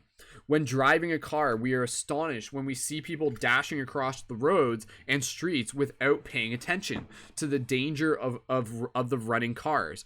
Others willfully throw themselves under the wheels of cars. Poor people. They walk asleep. They look like sleepwalkers. They walk asleep, endangering their own lives. Any clairvoyant can see their dreams. If we're fascinated with something, then we don't ask questions. We don't kind of like seek outside of ourselves. And this is, again, you know, you look at the way how society is structured. It's like, oh, you want to control people? You want to stop them from asking questions? You want to stop them from like rising up and revolting against oppressive governments or anything like that? Keep them fascinated. Give them sports. Give them the Colosseum. Give them food. Give them pornography. What am I fascinated by? And it's like, hey, maybe we can get fascinated by like helping each other and by awakening our consciousness. Maybe that can drive us, right? So, sleep. During the physical body's sleep, the ego escapes from it, the depart into the internal world. Thus, well in the internal, policeman guarding the streets, the barber in his barber shop, the blacksmith at his forge, the drunkard in the tavern or bar, the prostitute in the house of pleasures, observes the inkling to ask himself whether he is in the study all the marvels. It is only possible for us to ask such a question of ourselves in the superior world during those hours of sleep. If we accustom ourselves to ask this question from moment to moment during the so-called vigil state would be right now, the waking state, evidently during our sleep we repeat everything that we do during the day. Therefore, if during the day we accustom ourselves to asking this question, then during our nocturnal sleep, while being outside of the body, we will consequently repeat the same questions to ourselves. Thus, the outcome will be the awakening of consciousness. So again, like for everyone here, one of the most effective ways to be able to just like accelerate your ability to awaken your consciousness is to just bring those questions into your everyday life. And that can be helpful, again, by just like writing them down. Write them on your hand. Just be like, am I dreaming right now? And look around and actually practice getting curious. Like really look at things and be like, is this desk physical? Like, does my finger stretch? Can I jump and fly? Is that like squirrel trying to like tell me about the secrets of the universe? Like, can I go up and talk to him and stuff like that? Don't get too weird. But again, play with these ideas. Trying to talk to you. The squirrel will definitely talk to you. Yeah, I'm sure, says Amelia. So, but, yeah, I mean, have you tried asking the squirrel the secrets of the universe in this waking state? You might be surprised. Anyways, all right. So, moving back into the book here, we're gonna keep reading. How many pages do we got here? Okay, so just like a couple more pages for chapter 2. And again, for anybody listening to this, just please feel free to keep leaving your comments down in the YouTube chat and let us know, and like anything you hear that you're just like, oh, that makes sense, or maybe you got some questions, let us know in the comments and we'll reply to those as well. For those of you, real quick, for those of you watching so far on the Instagram, go to my Instagram story, swipe up, and tune in on YouTube. That way so you can join everyone else hanging out in the live chat on YouTube, because that's where the real party is. Otherwise, you're missing like the full broadcast because you're not being able to hear other people on the broadcast. Awesome. Thank you, Katha. Thank you so much for joining in. And yeah, jump over to the YouTube when you can. All right. So let me just drink some tea here. Whew, man, we're just like flying at 1,000,000 miles an hour here. Like my voice is getting a little tired. I can feel it, but hey, I do it for you. I do it for you. I do it for us. All right. I'll just charge myself up with this light guardian crystal real quick. Okay. Remembering oneself. The human being in his fascinated trance does not remember the self. We must self-remember ourselves from moment to moment. We need to self-remember ourselves in the presence of every representation that could fascinate us. Let us hold ourselves well in front of any representation and ask ourselves, where am I? Am I in the physical plane? Am I in the astral plane? Then give a little jump with the intention of floating within the surrounding atmosphere. It is logical that if you float, it is because you are outside of the physical body. Thus, the outcome will be the awakening of consciousness. The purpose of awakening, the purpose of asking these questions at every instant, at every moment, is with the intention of engraving it within the subconsciousness, so that it may manifest later during the hours of given sleep. Hours with when the ego is really outside the physical body. You must know that in the astral plane, things appear just as they are here in the physical plane. This is why during sleep and after death, people see themselves in a form very similar to this physical body. Therefore, no dead person ever believes himself to have died because he is fascinated and profoundly asleep. So, that in itself is super, super interesting just to take note of. And this is like something that I talk about in the Tibetan Book of the Dead, where again, like, literally as a soul, it can die, it can like leave the physical body, and it would be very much like entering into the dream space. And if that soul hasn't like fully practiced awakening its consciousness, then that soul can actually like continue to float around this dimension and like not even realize that they're dead. It will just like, they'll think that they're just kind of like awake, in the same way that when you're dreaming you think that you're awake, and this can actually happen. This is what they talk about, and that's where kind of like spirits linger. And this is where people talk about, you know, like being able to like help spirits pass over. This is where mediums talk about this and things like that. So a big thing here, not to like try and freak anybody out, but this is like also part of the reason where like some people talk about the idea that we are here within this lifetime to actually like prepare ourselves for when we die, so that as you die, it would be like entering into that dream state with the awakened consciousness.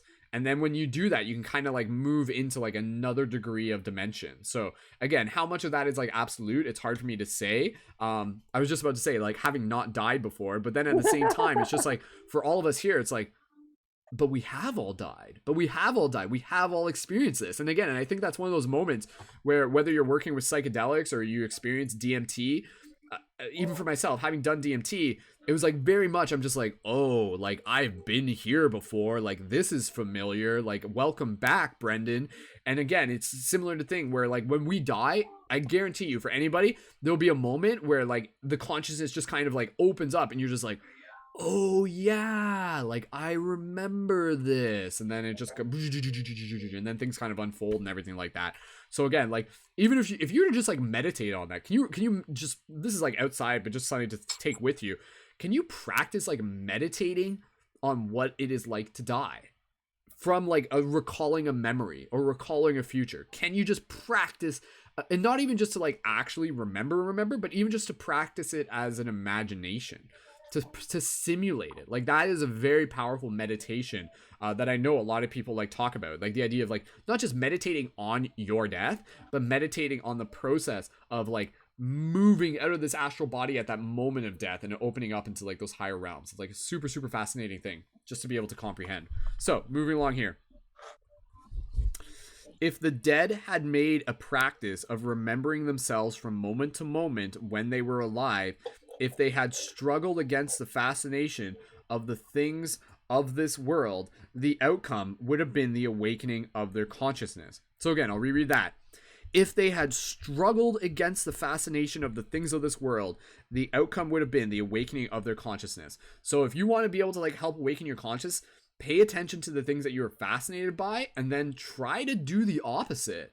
You know, try to just become more aware of that. So it's just like, wow, I've been like smoking a lot of weed and watching a lot of Netflix, and just be aware of that and just be like, maybe I should do something else. And again, like that's where you think, going back to the fascination idea, everyone is so fascinated with their phones. Like we are like in a incredibly unhealthy way, especially like younger people, because no one's teaching them otherwise, and no one's teaching them how to use their willpower.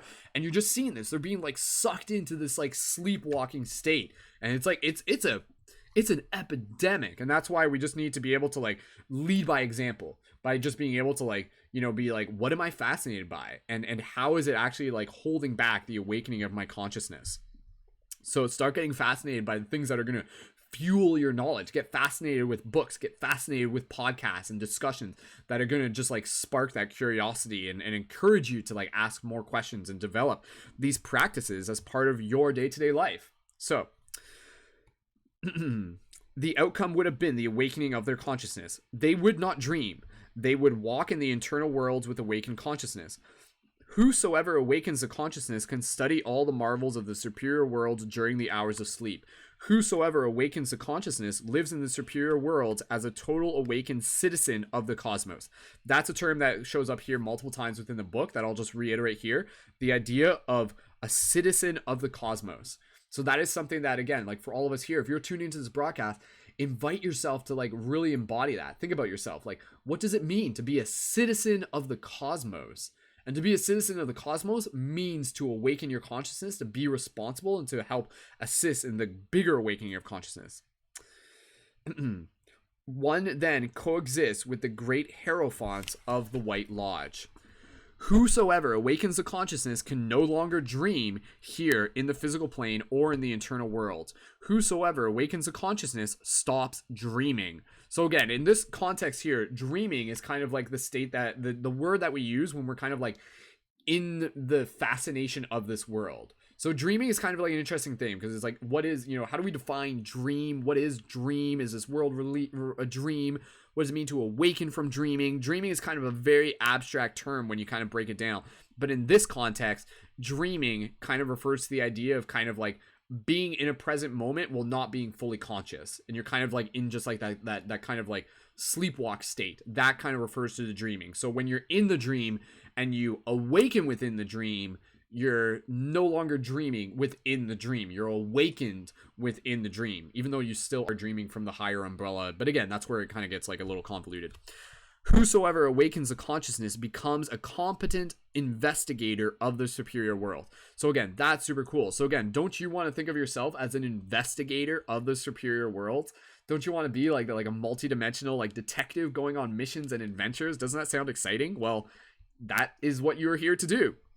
Whosoever awakens consciousness is an illuminated one. Whosoever awakens the consciousness can study at the feet of the masters. Again, that's something that we only briefly touch upon. But again, by awakening your consciousness within the dream state, it's like literally like opening you up to the idea of being able to learn from higher dimensional masters. And I know a lot of people have like talked about those experiences and have already had that as like something that they've like brought back to this reality. So again, like if you're just trying to sell someone on why they should pay attention to the dreams, it's like, hey, if you follow these principles, if you follow these practices and you start awakening your consciousness, you can like stand in front of Buddha and have a conversation with them. Like literally, or you could stand in front of Morpheus and talk to them and learn from them. And imagine if you were to just like try and tell someone this, like even for someone who might be asleep, they'd just be like, oh my God, like that's fascinating. I would love to be able to do it. And then you'd be like, okay, here's how you do it. XYZ, discipline, practice, habit, and then even still they would be like, meh, like I'm not gonna do it or something like that, right? Like, so it's like, well, here we have like this like super golden gift to be able to offer every single person, for you to be able to offer yourself, but you have to show up, you have to earn it, you have to like prove to the king and queen that you are like rightful to be able to like stand in front of them, to be able to like ask them questions. You have to like gain entrance into this courtyard, into this temple. And so yeah, like again, like if you want to be able to like learn from higher dimensional masters, you can. Step 1, humble yourself. Step 2, do the work. So, and again, you're doing the work just by listening to this broadcast, but take this further. Allow this broadcast to be inspiration to you, to be accountable. And hey, tune in next month when we do another dream class. Join us on air and tell us about how this practice is going for you as we work together as a team. Okay. Whosoever awakens the consciousness can talk familiarly with the gods who initiated the dawn of creation. So like what? Like you can talk to God if you awaken within the dream? Like holy cow, like that is a huge ticket. Like I'm sold. I want to do that. I'm inspired to do the work. I want to be able to experience more of this myself, because that's what I came here to do as human. Intellectual animal, commonly known as human. Whosoever awakens the consciousness can remember his innumerable reincarnations. So again, even that, like it's like, oh, you want to remember your reincarnations? Well, you can awaken your consciousness.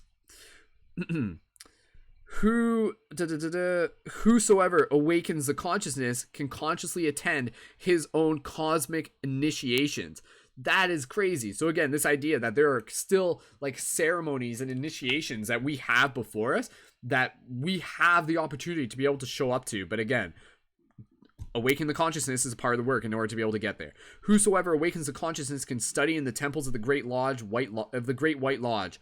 Whosoever awakens the consciousness can know in the superior worlds the evolution of their kundalini.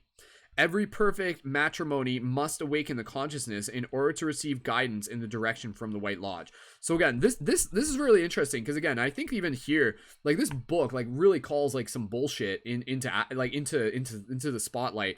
And even like within the conscious community, within the spiritual community, again, you know, I think like there's probably, and this is more just an observation, there's probably a lot of people within the spiritual community, and they're just like, yo, I'm totally into being spiritual, and I love being able to like activate my kundalini, and I'm all about being able to like manifest and harmony and law of attraction and synchronicity and creating the world and things like that. But when it comes to dreams, maybe I'm not really there. Like, maybe I'm not really fully, like, you know, maybe I'm not like walking the walk in that sense. So again, I think like this really calls us into like being like, it's like, hey, if we're here to be like woke AF, if we're here to be a spiritual being, then we have to like really live it by doing this type of work that is awakening the consciousness within this state and the dream state, like simultaneously as well. So again, if you're just like talking about how you're so woke and your kundalini is so activated and everything like that, but then you're just like smoking weed all day and you're not like paying attention to your dreams, then it's like, I'm sorry, but like there's a part of you that still needs to be able to like shift that focus. And not to call you a hypocrite, but just to be able to say that there's like more of your journey for you to be able to look towards, for you to be able to move your focus towards as well. So again, we're all on like exactly where we need to be in part of the journey, and we need to be able to hold each other like in that place of inspiration and accountability to be able to be like, dude, let's all do this. Let's all work on our dreams. Let's all awaken our consciousness. Let's all awaken. Like, that is what we need on multiple levels. It's easy to just kind of like create the presentation that we're woke, but are we woke type thing, you know? So we have to kind of dissolve our own fascination with being woke sort of thing in order to become fully woke type thing. So it's like the ego has to die in a sense. Every perfect matrimony must awaken the consciousness in order to receive guidance and direction from the White Lodge. In the superior worlds, the masters will wisely guide all of those who really love one another. In the superior world, the master gives to each one that which one needs for his inner development. Complementary practice. Every Gnostic student, after waking from their normal sleep, must perform a retrospective exercise based on the process of their sleep in order to remember all of those places they visited during the hours of sleep. We already know that the ego travels a great deal. It goes towards where we have physically been, repeating all that we have seen and heard. The masters instruct their disciples when they are out of the physical body. Therefore, it is urgent to know how to profoundly meditate and then practice what we have learned during the hours of sleep. It is necessary not to physically move at the time of waking up, because with the movement, the astral body is agitated and the memories are lost. It is urgent to combine the retrospective exercises with the following mantras. Raum Gaum.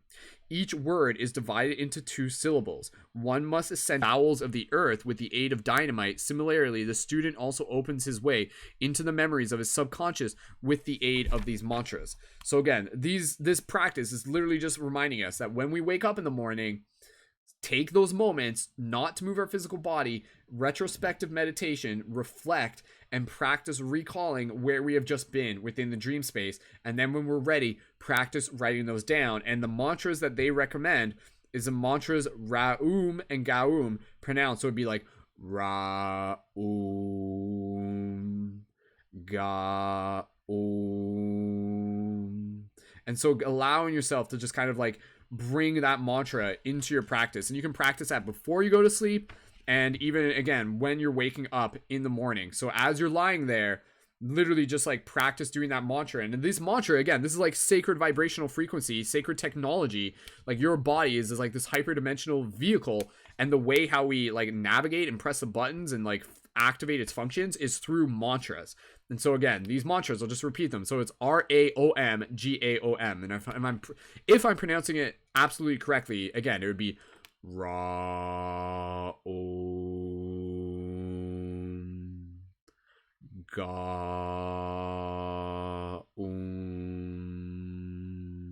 So just for everyone here, let's just do that 3 more times together. We'll just kind of practice that, because again, just by practicing it, we're just kind of encoding it into our practice. So for everybody here, if you're listening to this broadcast, then you should practice this before you go to sleep and when you make up in the morning. So again, let's just take a deep, gentle inhale, exhale here. Big exhale, no sound. Deep inhale together, follow my lead. Ra,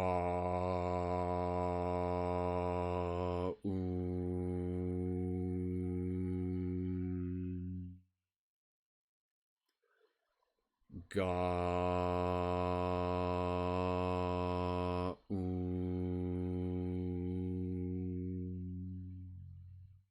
2 more times. Ra,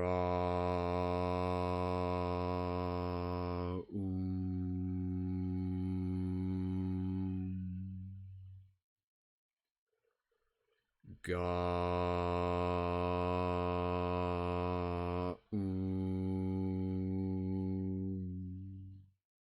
1 more. Ra,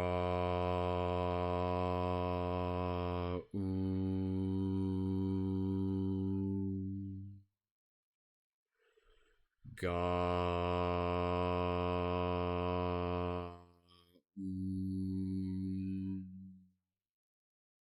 Take another gentle breath there. So again, that mantra, like, it's not just like a random mantra. Like, this is, again, coming back to like the idea of it being like an esoteric science. Like, that mantra serves the purpose of being able to help us like tap more into the retrospective recall of being able to like remember where we were within the dream space. So practice that mantra as much as you wish, and make that habit of being able to use it in the morning and be able to experience it. And again, it's going to be one of those things where your ego is going to be able to like try and convince you and just be like, that's stupid, that's pointless, I don't need to do that. Observe that and then do it anyways and experience it. Just do it as an experiment. Just try it, see if it works, type thing. So, all right, patience and tenacity. The Gnostic student must be infinitely patient and tenacious because power costs a great deal. Nothing is given to us for free. Everything has a price. These studies are not for inconsistent people, nor for people of fragile will. These studies demand infinite faith. Skeptical people must not come to our studies because occult science is very demanding. The skeptical fails totally.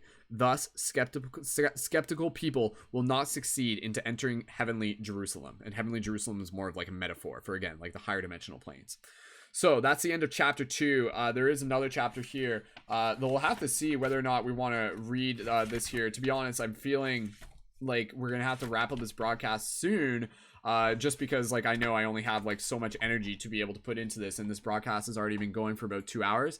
Yeah, I can already, yeah, we're getting close to about the 2 hour point, and I do want to be able to read. I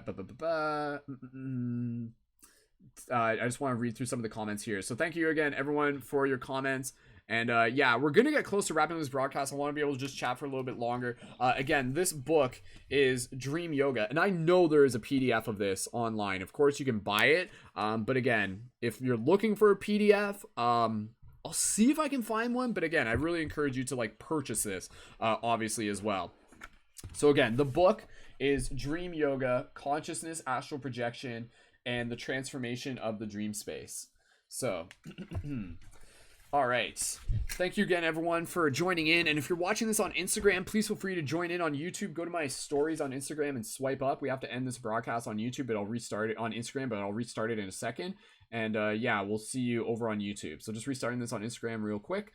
And yeah, just checking in, back in with Amelia. Amelia, any thoughts on what we were talking about here? Again, just kind of like going back to like the idea of like, you know, being able to like, once we awaken our consciousness, we can learn from like, you know, like gods, we can learn from masters in these higher dimensional realms. And also, again, just like acknowledging the fact that like we are awake, we are asleep in order to be able to help awaken. Anything from that chapter we were reading that you want to be able to comment on, please feel free, as I just, again, take a break here for a second. Yeah. I think the thing that comes out the most for me personally is the fact that it takes work. It's not an overnight affair that you just like bam, start, lucid dreaming and just start doing all of the things. And for anybody listening that's like, oh, well, like I really want to get into this, it's going to take time. It's going to take patience. Just like if you were, learning to drive or if you're learning to paint or anything, it's going to take time and to, you know, um, not so much be easy on yourself because you want that discipline, but to be patient with yourself. And as you go through these things, it is going to come. Absolutely. Yeah. And again, like we acknowledge the fact that this takes work, but again, it's important work.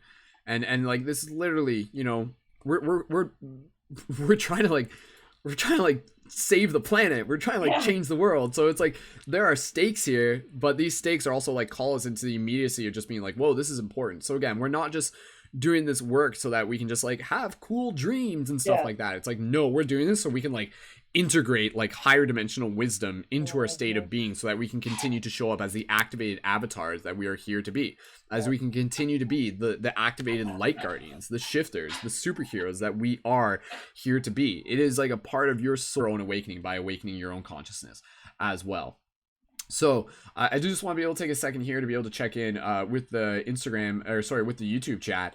Thank you everyone again for commenting. There's more comments here than I'll be able to read, but that's great to see that there's some conversation going on. Thank you to Jerry. Jerry, thanks so much for joining in. Appreciate you being here.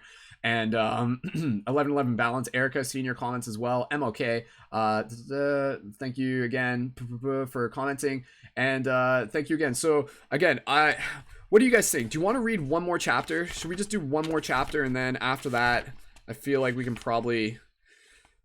So like the next one is called On Dreams. So we'll do that. We'll read one more chapter, and I'm gonna just like.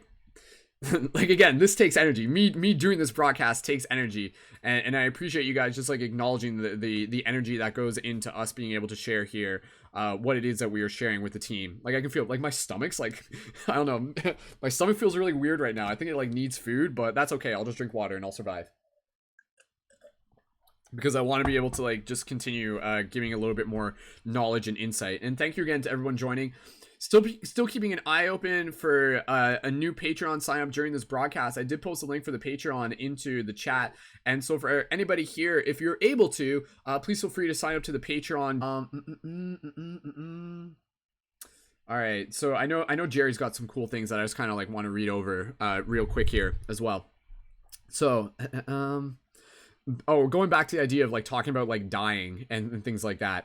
1111 balance says, I've had a dream where I remember I saw myself dead and I was doing a lot of work to kill my old self. It was actually a good dream, even though it might mean being lost in thought, like being behind a wall of sorts.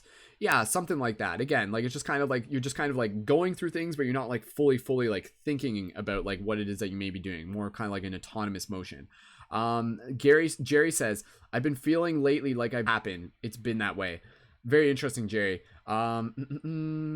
Sweet. All right, Erica's just confirming the book is available on Kindle through Amazon. If anybody wants to post a link for the Amazon version of this book, again, Dream Yoga, please feel free to do that in the chats, and I'll add it to the show notes. Jerry says, more intense than I'm used to. I've been meditating since I was 6, and I've learned so much through my life. Now I feel almost like I'm in Jacob's Ladder. So weird. 1990s movie. Okay. Okay, I just want to move through here a little bit more. Plus, Jerry says, plus, speaking of dream walking, I've always had lucid dreams and have not for a while, but I've sleptwalked and have done things that were unexplainable when I was sleepwalking. So says my sister and mom. Really interesting. Awesome. Again, I'm not going to be able to like fully respond to everything here, but I do just want to be able to acknowledge and thank everyone for adding their comments to the chat. Beautiful. All right, thank you again everyone for joining in. For those of you who may just be joining in right at this broadcast at this moment, thank you so much. And again, please feel free if anybody wants to, if you just want to add into the comments on YouTube, please feel free to do that as well. So shout out to Paper Druid. That's Lacey. We actually played a video of her dream log that she has up on Paradigm Shift Central, which I encourage people to go check out. You can find that under the shift entries, and it's a super interesting dream log that we talked about last broadcast about her like becoming lucid and going to the ice wall and like going on, and then we're gonna wrap this up. So this chapter is pretty thick, so pay attention and take notes if you need to. Chapter 3, on dreams. Gnosis teaches that the modern decadent psychology of the Western Hemisphere is ignorant of the various kinds of dreams that exist. Dreams have a diverse and specific quality, for they are closely related to each of the psychic centers of the human body. In fact, we do not exaggerate when we state that most dreams are linked to the motor instinctive center. That is, they are the echoes of everything we see during the day. Simple sensations and motions, a mere astral repetition of our daily life. Some experiences of an emotional type, such as fear, which harms humanity so much, usually fit in those chaotic dreams of the minor instinctive centers as well. There are then emotional, sexual, intellectual, and instinctive dreams. The more important dreams, the experiences of the being, are associated with the two centers of the superior and emotional intellectual. So again, this is kind of basically talking about the idea that we like dream from different parts of our being, and you can kind of think about this in like in correlation to the chakras as well. So it's like, again, you know, like if you're having a dream that's just like a sexually charged dream that may just be like overly sexual, then that would be like kind of like dreaming from your root chakra. If you're dreaming like a dream that's like a very emotional dream, that could be dreaming from your heart chakra. If you're dreaming from a dream that's like very intellectual and kind of like higher consciousness, that would be more from like your brow and your crown chakra. Okay. Dreams relate to the superior centers are certainly interesting. The main feature is what we call a dramatic array. Now then, if we think of the ray of creation, the superior and inferior centers, and the influence descending through the sighted cosmic ray, we must admit that some luminous vibrations appear. These intend to heal us, to inform us about the state in which we are, and more. It becomes useful to receive messages and to be in contact with the Aztec, Mayan, Toltec, Egyptian, and Greek adepts. It is marvelous as well to have intimate dialogue with the highest diverse parts of our being. The superior centers are fully developed in us, and they send us messages which we must learn to consciously grasp. So again, just that idea there. Sending us messages that we must learn to consciously grasp. That's a big thing that I always talk about within dreams, is that like we have these dreams to be able to learn how to like hold the messages that come through them. And this is why, again, you know, like you might have the most fascinating dream and the universe has given you this dream and it's like giving it to you and it's like, please hold on to this, please grasp this, please don't let this go. And then you wake up in the morning and then you check your phone and then you let it go. And then like the higher conscious parts of yourself, the aliens or the cosmic universe that's like curating this, sees that happen and they're just like, damn it. Like, damn it. I put a lot of love into that message. And this intellectual being, this intellectual animal known as human, just like dropped it. And that's because of our free will. So again, here we have like, again, this is just one way to think about it. These like higher dimensional consciousness that so desperately is trying to send us these like intellectual messages through the dream space. And how often do we drop them? How often do we fail to grasp them? So how can we learn to grasp them? Again, through the practices, through the dream retrospection, through the dream journaling, through just awakening our consciousness within a daily life, by existing more within the intellectual centers of our being. In this chapter, those select people who have had a moment of self-remembrance in which they saw a common thing or person in a totally different way will not be surprised if I tell them that such moments have the same quality as one of those rare and strange dreams related to the two superior centers, emotional and intellectual. The meaning of such transcendental dreams matches undoubtedly the same level of realization in oneself of the ray of creation, and in particular, the lateral octave of the sun. Again, there's going to be some stuff in here that are probably just going to be like, what? I don't fully understand the context of it. That's okay. We'll just keep going though. So for example, like the ray of creation and the octave of the sun, I can't really explain to you exactly what those are, but we'll just keep reading for now. Though the ray of creation, it is definitely kind of like, again, referring to like higher, like brow, like crown chakra awareness. The beginning of our realization of the deep significance of these type of dreams is a signal that some forces struggle to awaken, heal, or cure us. Each of us is a mathematical point in space that is used as a vehicle by determined sums of values, black or white. Death is a subtraction of fractions. Once the mathematical operation is complete, the only thing left are the values, good or bad. In accordance with the law of eternal return, it is certain that the values return, they are re-embodied. If a man starts taking into account more consciously the small cycle of recurring events of his personal life, he will be able to verify directly through mystical experience that in daily sleep, the same mathematical operation of death is always repeated. In the absence of the physical body during normal sleep, the values merge into the astral light and attract or repel each other in accordance to the law of universal magnetization. The return to the vigil state rightfully implies the return of the values to the interior of the physical body. Extraordinarily, people think that they are only interrelated with the external world. Gnosis teaches us that we interrelate with an inner world, which is invisible to the physical world, ordinary senses, but visible to the clairvoyance. The inner invisible world is much wider and contains many more interesting things in the external world, where the 5 windows of the senses are always opened. Many dreams relate to the place where we are in the inner invisible world, from which the diverse circumstances of life come forth. So again, it's kind of talking about that idea that, again, whatever comes into this physical, like, begins in the inner worlds or the astral worlds or the superior planes. The language of dreams is accurately comparable to the language of parables. That is very important. So again, reminding ourselves that dreams will often, very rarely, communicate to us very literally, but will communicate to us symbolically through parables, through symbols.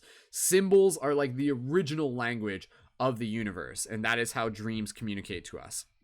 Those who interpret everything literally think that the sower of the Christic gospel went to sow, and that the seeds fell on rocks, and so on. But they do not understand the sense of the parable, because it is because of the symbolic language of the superior emotional center. Needless to say here that any dream, as absurd or incoherent as it may be, has some significance, for it indicates not only the psychic centers to which it is associated, but also the psychological status of such a center. So again, that's kind of like relating here that, if we have some sort of dream that, like, could be very off-putting, then that may mean that there's like something unbalanced within that part of ourself. Yet in the process of having that dream, it could be part of the process of like working towards balancing it or healing it. Many pertinent people who presumed to be chaste failed in the sexual center and had a nocturnal pollution when they were submitted to trials of the internal world. So again, that's kind of saying that, being chaste, again, like, means like being able to like have willpower to like not just like indulge ourselves with the fascination of sexual energy. And so that is oftentimes like what will be tested within the dream space as well. So that is like something where, like, again, you might practice chaste within this existence, but then you'll be tested in it within the dream space. And then there is oftentimes where if you fail, quote unquote fail, then that's where you have like a nocturnal emission, wet dream. So and that is like something where, again, like for people who are like practicing dream practice and everything like that, that is like a thing that eventually like happens where you actually, that becomes a part of your practice. That'll actually be like a chance for you to become like aware within that moment and perhaps like change the dream and to perhaps like make a more conscious choice within the dream state, which is like super, super powerful to be able to practice your willpower in the dream state as well. That's a reflection of your waking state. In the perfect adept, the 5 psychic centers, intellectual, emotional, motor, instinctive, and sexual, function in full harmony with the infinite. I'll reread that. In the perfect adept, the 5 psychic centers, intellectual, emotional, motor, instinctive, and sexual, function in full harmony with the infinite. What is our mental activity during sleep? What emotions move or shatter us? What are our activities outside the physical body? What instinctive sensations predominate? Have we considered our sexual state during sleep? We must be sincere with ourselves. Plato rightfully said, a man is known by his dreams. The matter of the erroneous work of the centers is a topic that demands a lifetime of study by way of observation of oneself. Sorry, give me 2 seconds here. The matter of erroneous work of centers is a topic that demands a lifetime of study by way of observation of oneself in action of the rigorous examination of dreams. It is not possible to achieve the understanding of the centers and their correct or incorrect function of an instant in an instant. We need infinite patience. All of life unfolds as a function of the centers and is controlled by them. Our thoughts, ideas, feelings, hopes, fears, love, hatred, deeds, sensations, pleasure, satisfaction, frustrations, and so on are found in these centers. And again, the centers, you can kind of relate those to the chakras. And again, those centers are, I'll point to them to you because there's a bit of a graph here. I'll show you. Intellectual, kind of like, again, like brow, crown chakra. Motor, kind of like, it points to like the back of the neck. And then again, that's a lot of the physical movement. Emotional, heart space. Instinctive, gut, kind of the solar sacral area, and sexual would be root. So I'll show you on screen. It literally shows an image there, so you can kind of study that. And again, just to get like more clarity on kind of like your different dreams will come from these different centers. So again, if you're just having a dream where it's like the same thing every day that you've done every day and you're at like the library and stuff like that, then that will be usually from like your motor. And then again, the emotional from the heart, and and then like the sexual from the root and stuff like that. And I just want to check in. Sorry, Amelia, I think you were commenting there, but I think you were muted. Go ahead and just unmute yourself if you're responding to that. I was just commenting with a friend of mine about the sexual energy links to the work and how it seems to be a theme that is coming up a lot in like just general reading for me lately. It's like coming up as a topic. It's as something that I feel not a lot of people think about when they're doing the spiritual work, and then when they're really biting into it, then it comes up as a topic. Yeah, that's what I was talking about. Absolutely. Yeah, no, absolutely. I think again, if we're going to be doing like all of the work with our awakening of consciousness, and a huge part of that is like observing our relationship with the sexual energies and with sexuality within our life, which again is like when it comes to like activating the chakras, a big part of that has to do with being able to like practice chase, practice willpower, practice good relationship with our sexual energies. And again, knowing that that sexual energy is literally like cultivating a substance that travels up the spine and like moves as like a spiritual lubricant that can like fuel not only our dream abilities, but also just like our cognizant and our clairvoyant abilities as well. So if you like really want to be able to like activate your latent psychic potentials, then a big part of that comes with like the practice of cultivating that sexual energy. And that doesn't mean never like having sex. I mean, again, you could still have sex and not ejaculate as well. That's like what like the you know, a lot of like the mystics would like teach and practice as well. So moving along here, continuing. The discovery of some inhuman element in any of the centers must be the strongest motive for the esoteric work. Any psychological defect must be previously understood by the way of the technique of meditation before proceeding to its elimination. The extirpation, eradication, and elimination of any undesirable element is only possible by invoking Tonzansin's aid, or the Divine Mother Kundalini, a variation of our own being or particular fohat of each of us. So that's kind of an interesting thing here. So it's kind of like reminding us that like even within these practices, we can kind of like call in power and guidance of like Divine Mother, the divine cosmos, which is like such an interesting thing. You know, you hear a lot of people and they're like, oh, if you like pray to Jesus, like it helps you. It like shows up within your life. And then this is kind of same things kind of saying here, but it's like you're like speaking with the internal, like the internal like ancient like Mother Kundalini, the Divine Mother within you. So you can kind of like have a conversation where it's like, Divine Mother, like help me in this process of like purifying my being, so to speak.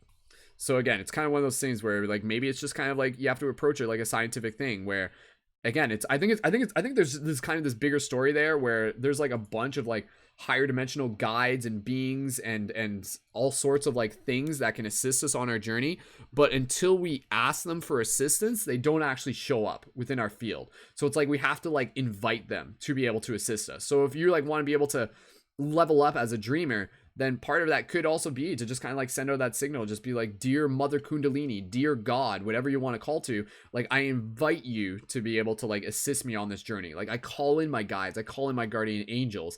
And that could even be something where like, as you're going to sleep, you can kind of like set forth that intention where it's like Mother Kundalini, like, I speak to you, and you develop a sort of prayer in a form of like opening up that line of communication. And again, knowing that everything that we think, everything that we feel, everything that we like speak onto ourselves is being heard by the universe, by God, by consciousness. So you've got like a direct line to the universe, like within your mind, simply through your thoughts. And again, you can kind of like open up into like more of that potential just by like evoking it. So again, it's a practice, and it's something that has to be experienced. It's going to be different for everyone, right? And that's why like all the cultures throughout their different periods have had like their different beings that they have like called in to their fields. And again, so it's like there might be something to that, but maybe you have to try it for yourself. This is how we die from moment to moment. Only death brings forth what is new. Reread that. This is how we die from moment to moment. Only death brings forth what is new. So again, right, like in order for things to become new, things have to die. And again, death is not a bad thing. Death is just a part of the transformation. Death is oftentimes releasing that which has served its purpose to give forth into that which is ready for rebirth. The fate of destruction is the joy of rebirth, to quote Evangelion. Influences of all kinds reach us in the levels of beings and things. If we have understood the ray of creation, we will also acknowledge that in any instant of life, influences which are various qualities reach us. We must always be aware that there are superior influences that act upon us and are recorded by our psychic system. If we are, nevertheless, attached to our senses, we do not pay full attention to our inner life. We will not be able to perceive these influences. So there we go. When the mind is quiet and silent, free of daily routine and mundane anxiety, it is then in a state that is 100% favorable for the dream yoga practice. And that's just like a little, oh, that's interesting. Huh. Speaking of Jacob's ladder, here's like an image here, and this is actually, it's called Jacob's vision. So it's like literally Jacob like ascending the ladder of ascension through the dream space. So that's interesting because we had mentioned Jacob's ladder earlier in slightly different context. But absolutely, I think it's kind of like one of those things where like we are climbing Jacob's ladder, and Jacob's ladder is kind of like this idea of like rung by rung by rung. We kind of like raise ourselves higher to that like self-awareness of who we are, if you interpret it that way. So again, when the mind is quiet and silent, free of daily routine and mundane anxiety, it is then in a state that is 100% favorable to the dream practice, to the dream yoga practice. So allowing us to really just kind of like listen in on that point as we like prepare ourselves to move into more of this dream practice. One of the things that is going to be incredibly influential for us is just the simple practice of going to sleep with as little anxiety as possible to the best of our abilities, which means, you know, like maybe having that conversation that you need to have with someone. Maybe it means getting that work done that you need to get done. Maybe it means like listening to music that's going to help you relax. Maybe it means like cuddling someone that you care about, opening the window and allowing yourself to hear the rain. Whatever you need to do, allow yourself to honor the fact that by allowing you to be in as much a relaxed state as possible is going to open you up into more of that dream space. And again, a big part of that can also come through like through just journaling, brain dump. If there's things that you've been thinking about in your day, journal that at the end of your day, get it out of your system. That way, so you're not bringing it with you into the dream space. And then you just end up having like another dream based on like the motor sensations as well. Awesome. Thank you again, everyone, so much for tuning in. We're getting close to the end of the broadcast. For those of you on Twitch, if this is your first time tuning in, we're doing a dream broadcast where we talk all about dreams, lucid dreaming, astral projection, consciousness, metaphysics. And thank you so much. Be sure to subscribe. Thank you, Yeah Boy Klaus, for joining in and seeing your comment there. And again, thank you to everyone who's in the YouTube chat. And for those of you on Instagram If you are watching this on Instagram, again, be sure to swipe up on my Instagram story to be able to tune in there if you're watching this live or in the near future. Erica, thank you so much for joining in. Many pleasant dreams to you, Erica. I'm glad you're able to make it. And again, thank you so much, everyone else. So let's just check in. If Amelia, any other thoughts and comments based on that reading that we pulled from just the book in general, or that last chapter? Anything else that you would like to share as we get close to wrapping up this broadcast? No, but I'm definitely gonna have to go and read that book now. Right, I mean, yeah, that book, like, that's just chapter 3. There's a lot more to it, and again, we can read more of it on future dream classes depending on how many people are here. This was kind of a special dream class because since it was just me and Amelia, it kind of opened up the possibility to just kind of dive into that book, which is something that I'm happy to be able to do. And again, that's Dream Yoga, Consciousness, Astral Projection, and the Transformation of the Dream State by Samael Unwar. And we'll put a show note, we'll put a link for that into the show notes on YouTube as well. So yeah, as we get close to the end of the broadcast, we'll just do a little bit of a shared dream experience meditation, and then we'll get close to wrapping it up. Before we do that, Amelia, any sort of like closing thoughts or intentions, or what do you feel you've kind of like taken out of this broadcast that you're going to kind of, you know, how is this broadcast kind of maybe just like giving you more inspiration for your dream practice as well? Just really solidified the importance of the work. I mean, like, I felt intuitively that it was definitely something that I wanted to work on more, but now having the discussions, talking through it, it's kind of expanded the view. And yeah, it's definitely going to be more intention setting before bed over the next month into the next dream class. Then I can talk about, what I've gotten out of it, putting that intention into it. Awesome. Absolutely. Yeah. And again, you know, for everyone here, like, there's so much potential within our dreams, and there's so much for us to be able to experience. There's so many questions we can explore. And again, being like an investigator of these dream spaces is a very exciting way to be able to approach it. And again, as a cosmic citizen, it is our duty to be able to awaken ourselves within the dream space, within the waking life, and then to be able to bring more of that inspiration into our everyday life, you know, like, and I think that's what we're here to do. We're here to experience. We're here to open ourselves up to what is possible on these many different levels of consciousness. And so again, I think out of this, I just encourage everyone to continue to bring more of the inspiration that we've cultivated through this practice, through this conversation, into their practice. So again, have that dream journal, practice your retrospective dream meditation, you know, before you go to bed and when you wake up in the morning. Practice even doing like the mantras that we were talking about, the Raum Gaum as well. Read more about dreams, listen to other podcasts, listen to other people talking about dreams. Do video dream logs if you want, if that's going to help you. Create discussions with people. Again, pay attention to your use with cannabis if you're noticing that your dream recall isn't there as much. Set your intentions as well. So again, like within the dream space, as multidimensional beings, like, they are there to be able to help service on so many levels, and there's so much more mystery that is still continuing to unfold, and we as a team get to be able to explore that mystery together. So what will come out of us practicing that? More integration with our fifth dimensional self into this 3D body, more awareness of who we are, to know ourselves more, who we are within our dreams, to see us do amazing things within our dream, to be empowered, to be inspired, and to start changing the way that we see this world as well, and to be able to use the practices as just a way to be able to like bring more discipline and more willpower into our everyday life that's going to unfold into our relationships, into our work, into our service, into our gratitude, into our overall well-being. So again, by showing up for this practice, it expands holographically into all the other parts of your life, and that is why we encourage it as well. So it's less about just the fascination of dreams, but it's more about the actualization of what it means to be an embodied cosmic citizen, to be an activated avatar here on this earth plane right now at this very important time within this bigger shift in consciousness, so that we can continue to show up in service.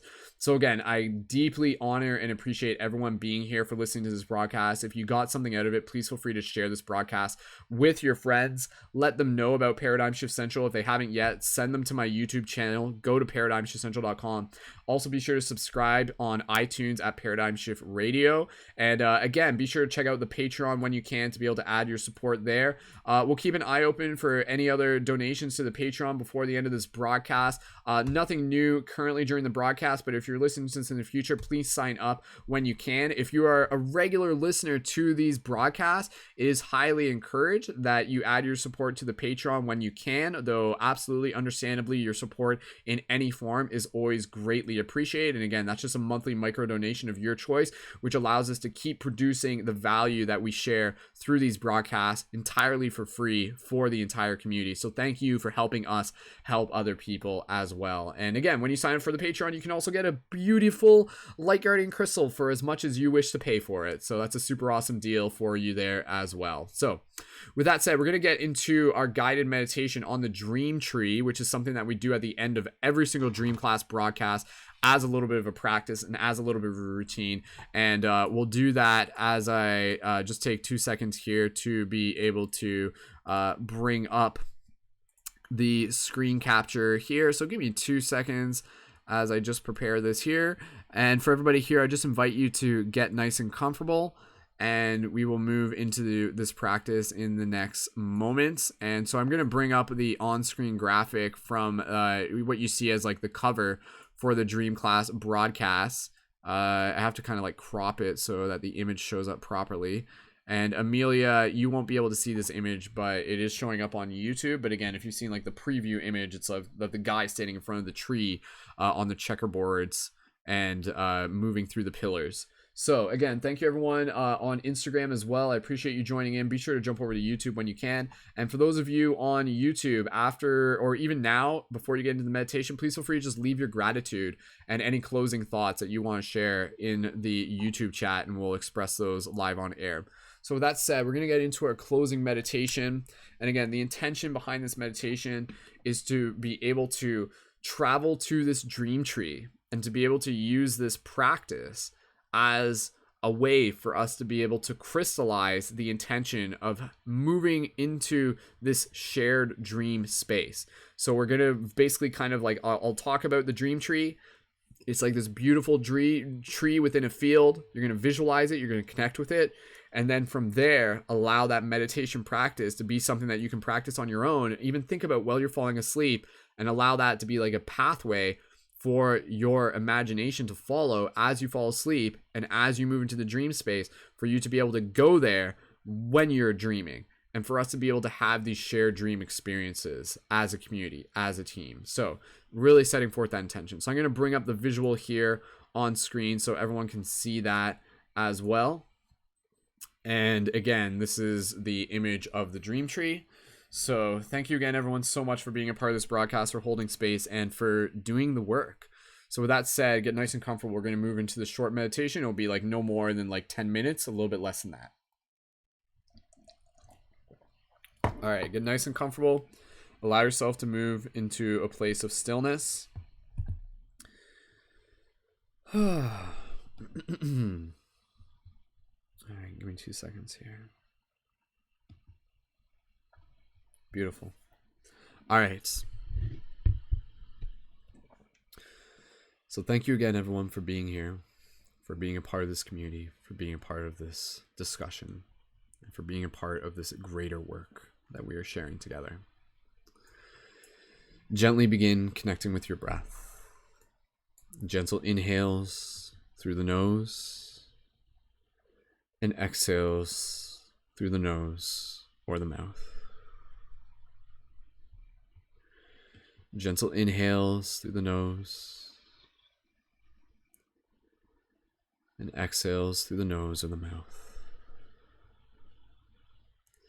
Feeling the moment of the inhale meeting the exhale, and the exhale meeting the inhale. And as we breathe here, just coming into alignment with gratitude, begin to visualize yourself standing in a rich, open field with beautiful grass. And the first thing you notice is the feeling of this grass, of this dirt, of the ground underneath your feet, bringing your awareness to the sensations of the dirt between your toes. And so just feel this as much as you can with as much detail as possible. And as you look off into the distance, you see the dream tree. It's a beautiful, magical tree. It has a glow to it. And above the tree, you can see the paradigm shift sigil floating above it. And the paradigm shift sigil, you can imagine it like a star, like a compass, and it's sending out a pulse, a vibration, a beacon of light that invites other shifters and light guardians to this shared dream space. Around the dream tree, you can see people gathered, people celebrating, dancing, in ceremony, giving massages, making art, having discussion, just hanging out in a very, very exciting, relaxing, and welcoming way. Now at this point, with your feet still in the ground, gently imagine your feet slowly lifting off the ground as you direct your will from a single point of focus within your being. So rather than just imagining your body, imagine you're kind of moving yourself from a single point of light within your heart, and imagine yourself gently lifting off the ground, feeling your feet now above the dirt. And as you do this, gently guiding yourself purely through will towards the dream tree. And as you do here, you take a moment to look up towards the sky, and you see the stars shining in the sky. Like, even though it is daytime, it is illuminated, you still see the starscape as if it is the darkest and most beautiful night that you have ever seen as you look out into the cosmos all around you. And so as you move closer to the dream tree, you can feel its energy. You can hear people talking and gathering, and imagine this with as much detail as possible. Pay attention to the sounds, pay attention to the people, look at their faces, observe and acknowledge familiar people. And I'm sure somewhere there you can see other shifters from this broadcast. You can even see myself as well. And as you arrive at this dream tree, again, you look up at it and it has like this crystalline structure to it. Just a pulsating, emanating life force from it. And you bring yourself down back onto the ground, and you feel your feet touch the ground with as much detail as possible through your senses. And you walk up to the tree with everyone else doing their own thing. You're just having your own moment here with the tree. And gently take your hand and place it against the tree and feel the bark of it, feel the trunk of it. And as you do this, you feel its energy moving through you. A gentle, calming wave of energy moves from your palm, through your arm, down through your chest, up your spine, all the way through your toes. And as you stand here in front of the tree, I invite you to connect with it in a way that feels natural for you. So perhaps you give this tree a hug. Perhaps you just gently lean your forehead up against it.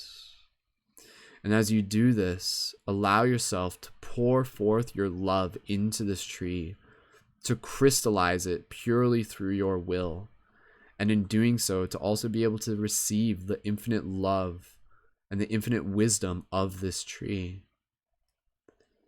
And so you see this tree as a beacon, as a gathering point of community. You see this tree as being a reflection of the Mother Kundalini itself, of an extension of the wisdom that is within your own heart. And so as you hug this tree, allow yourself to just breathe here, connect with your breath, knowing that each breath, each moment of stillness, of gratitude, of love, creates a more formidable connection between yourself and this moment, so that you can move forward with the intention and the guidance of being able to return to this space purely through will. So take a few more breaths here, breathing deeply,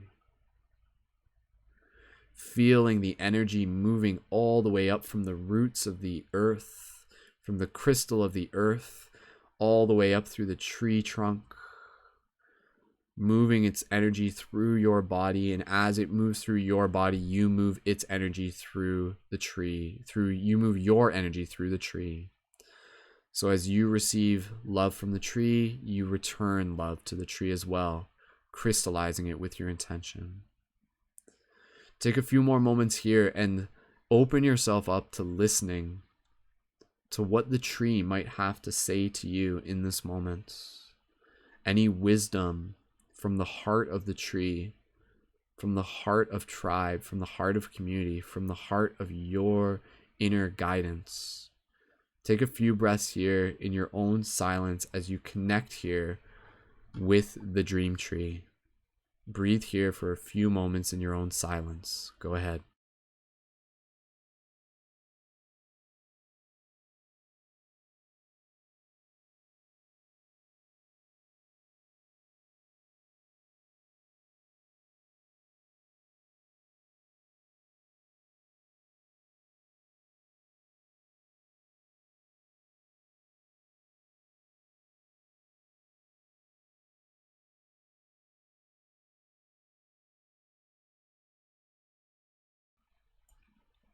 And so as you listen to the tree, take these next few moments to speak to the tree, to speak your intentions.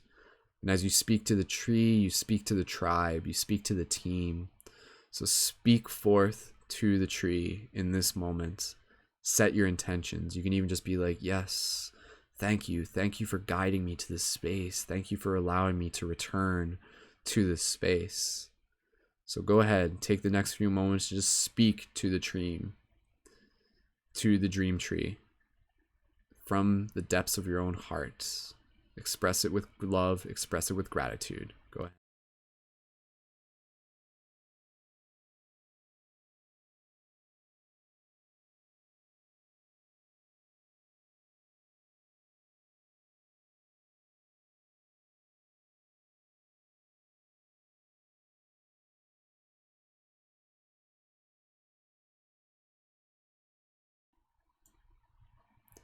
Continuing to connect with your breath, just feeling a sense of calmness, a sense of gratitude moving through you. Bring your awareness to the tree itself and your connection with the tree, to your intention to it. And from here, gently release the tree if you are hugging it perhaps. And allow yourself to gently turn around, so now that your back is to the tree, and allow yourself to sit at the base of the tree so that your spine is in alignment with it. And take a moment here as you just look around and you see the other people gathered here. You see the other people sharing in their connection and ceremony, and visualize it with as much detail as possible. Again, with the intention that this is something that you can practice imagining outside of this moment. So you can see people, again, having conversation. You can see people dancing. You can see people giving massage. You can see people making art. You see people meditating. You can see people doing dream-like things. So you see people playing with the elements. You can see people doing avatar training. You can see people playing with fireballs and shooting energy balls. You can see people changing their size. You can see people shape-shifting, changing form. Anything that you can imagine, again, gathering here as community, here under this tree, this crystalline tree. So take a few more breaths here as you acknowledge this space and you set forth the intention deep within your heart to be able to return to it, with the intention of being able to return to the space both within your waking imagination, but also within the dream space as well. And asking the intelligence and the guidance of the tree, the intelligence of the divine mother Kundalini, if you want to call it that, to help guide you here, to help guide you back. So take a few more breaths here as we get close to wrapping up this meditation. Continuing to imagine yourself sitting under the tree. Straighten up your spine just a little bit and visualize this energy moving up through the spine of your internal tree. So simply by doing this meditation, you too have received the energy from this tree. Bring it into your field. Bring it into your own being. Carry it with you now. Take a few more gentle breaths here. Express gratitude for everyone here. Maybe you might want to take a moment to just like get up and go hug some people.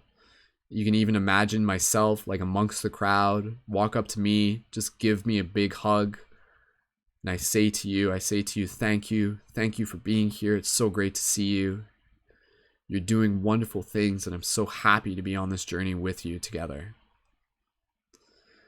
And so just express any gratitude.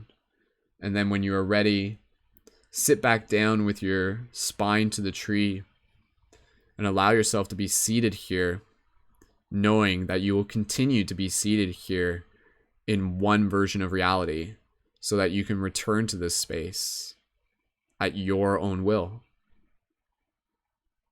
So on a multi-dimensional level, all of us are still at this tree, are gathered at this tree in a parallel reality. We are always there, beyond time, celebrating, supporting, guiding, shifting. So take a few more breaths here, deep, gentle inhales, gentle exhales.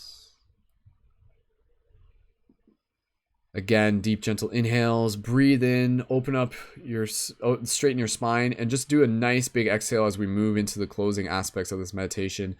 Gentle exhale with a big audible sigh. So deep inhale, big exhale, allowing that gratitude to fill your heart. Again, deep inhale. Exhale, gratitude for yourself, for your journey, for the tree, for the team, for the tribe, for this moment. Gently begin to bring awareness back to your physical body and continuing to allow this meditation to serve as a bridge for you to return back to this space with intention. Slowly begin to wiggle your toes, wiggle your fingers. And gently, when you're ready, bring your awareness back to your physical body and the space around you. Awesome. Go ahead and just take your time, everyone. Welcome back.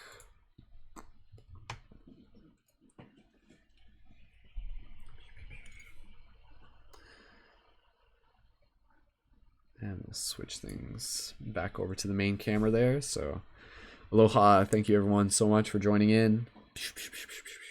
Charging up the light guardian crystal there. All right. So for those of you who were here for that meditation, please feel free to leave your comments. Let us know what you think. We'll check in with Amelia before we wrap up this broadcast. And again, the intention of that meditation is let that like serve as a visualization, serve as a narrative, serve as a story.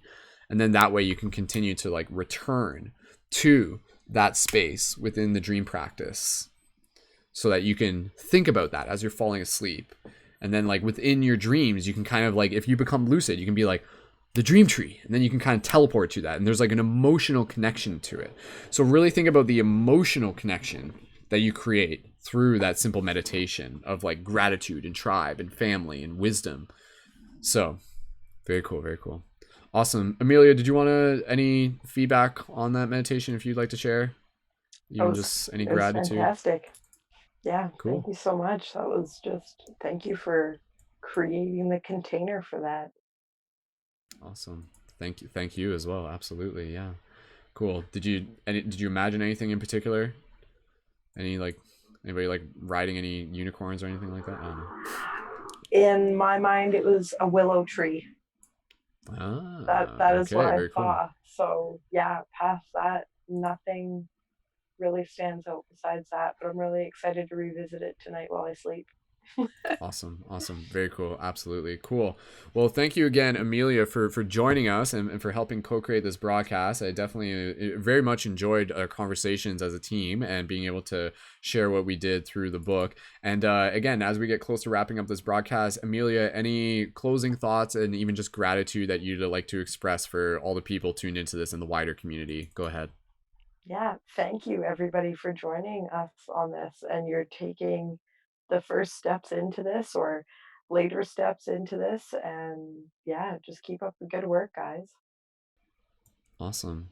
Wonderful, wonderful. All right. So thank you again, everyone, for being here, for being a part of this broadcast. We're going to wrap it up here. So again, if you're listening to this in the middle of the day, then continue to bring that curiosity with you into all the little things that you do, and keep practicing all the practical things that we talked about. Get your dream journal if you haven't got one yet.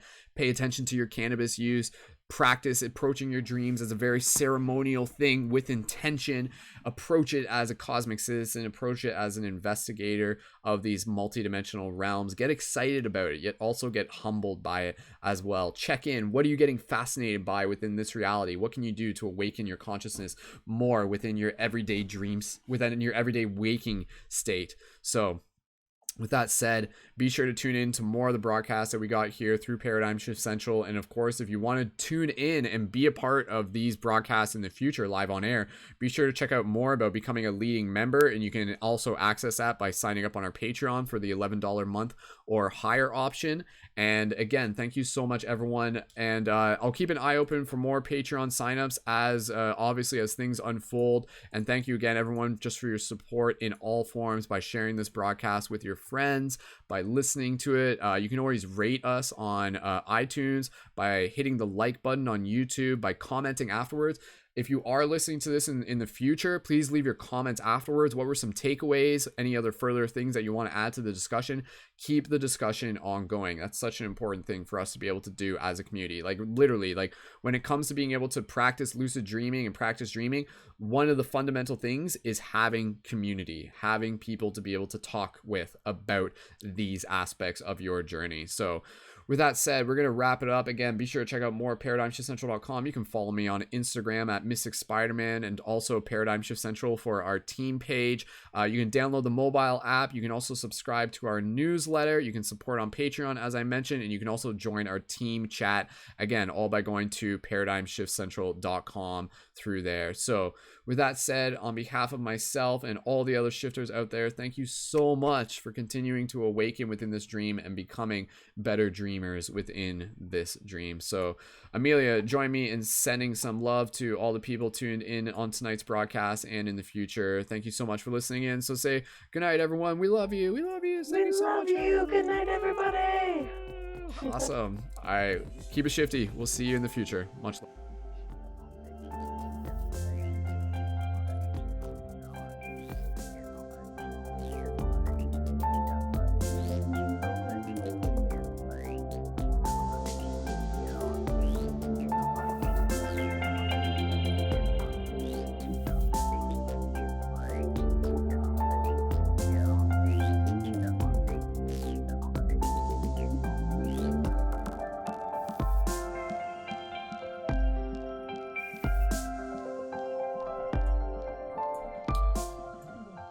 Special thank you to Danny Leonardo, whose music is featured at the beginning and end of this broadcast. Be sure to check out more of Danny's music by following the links in the YouTube info below. Thank you, Danny.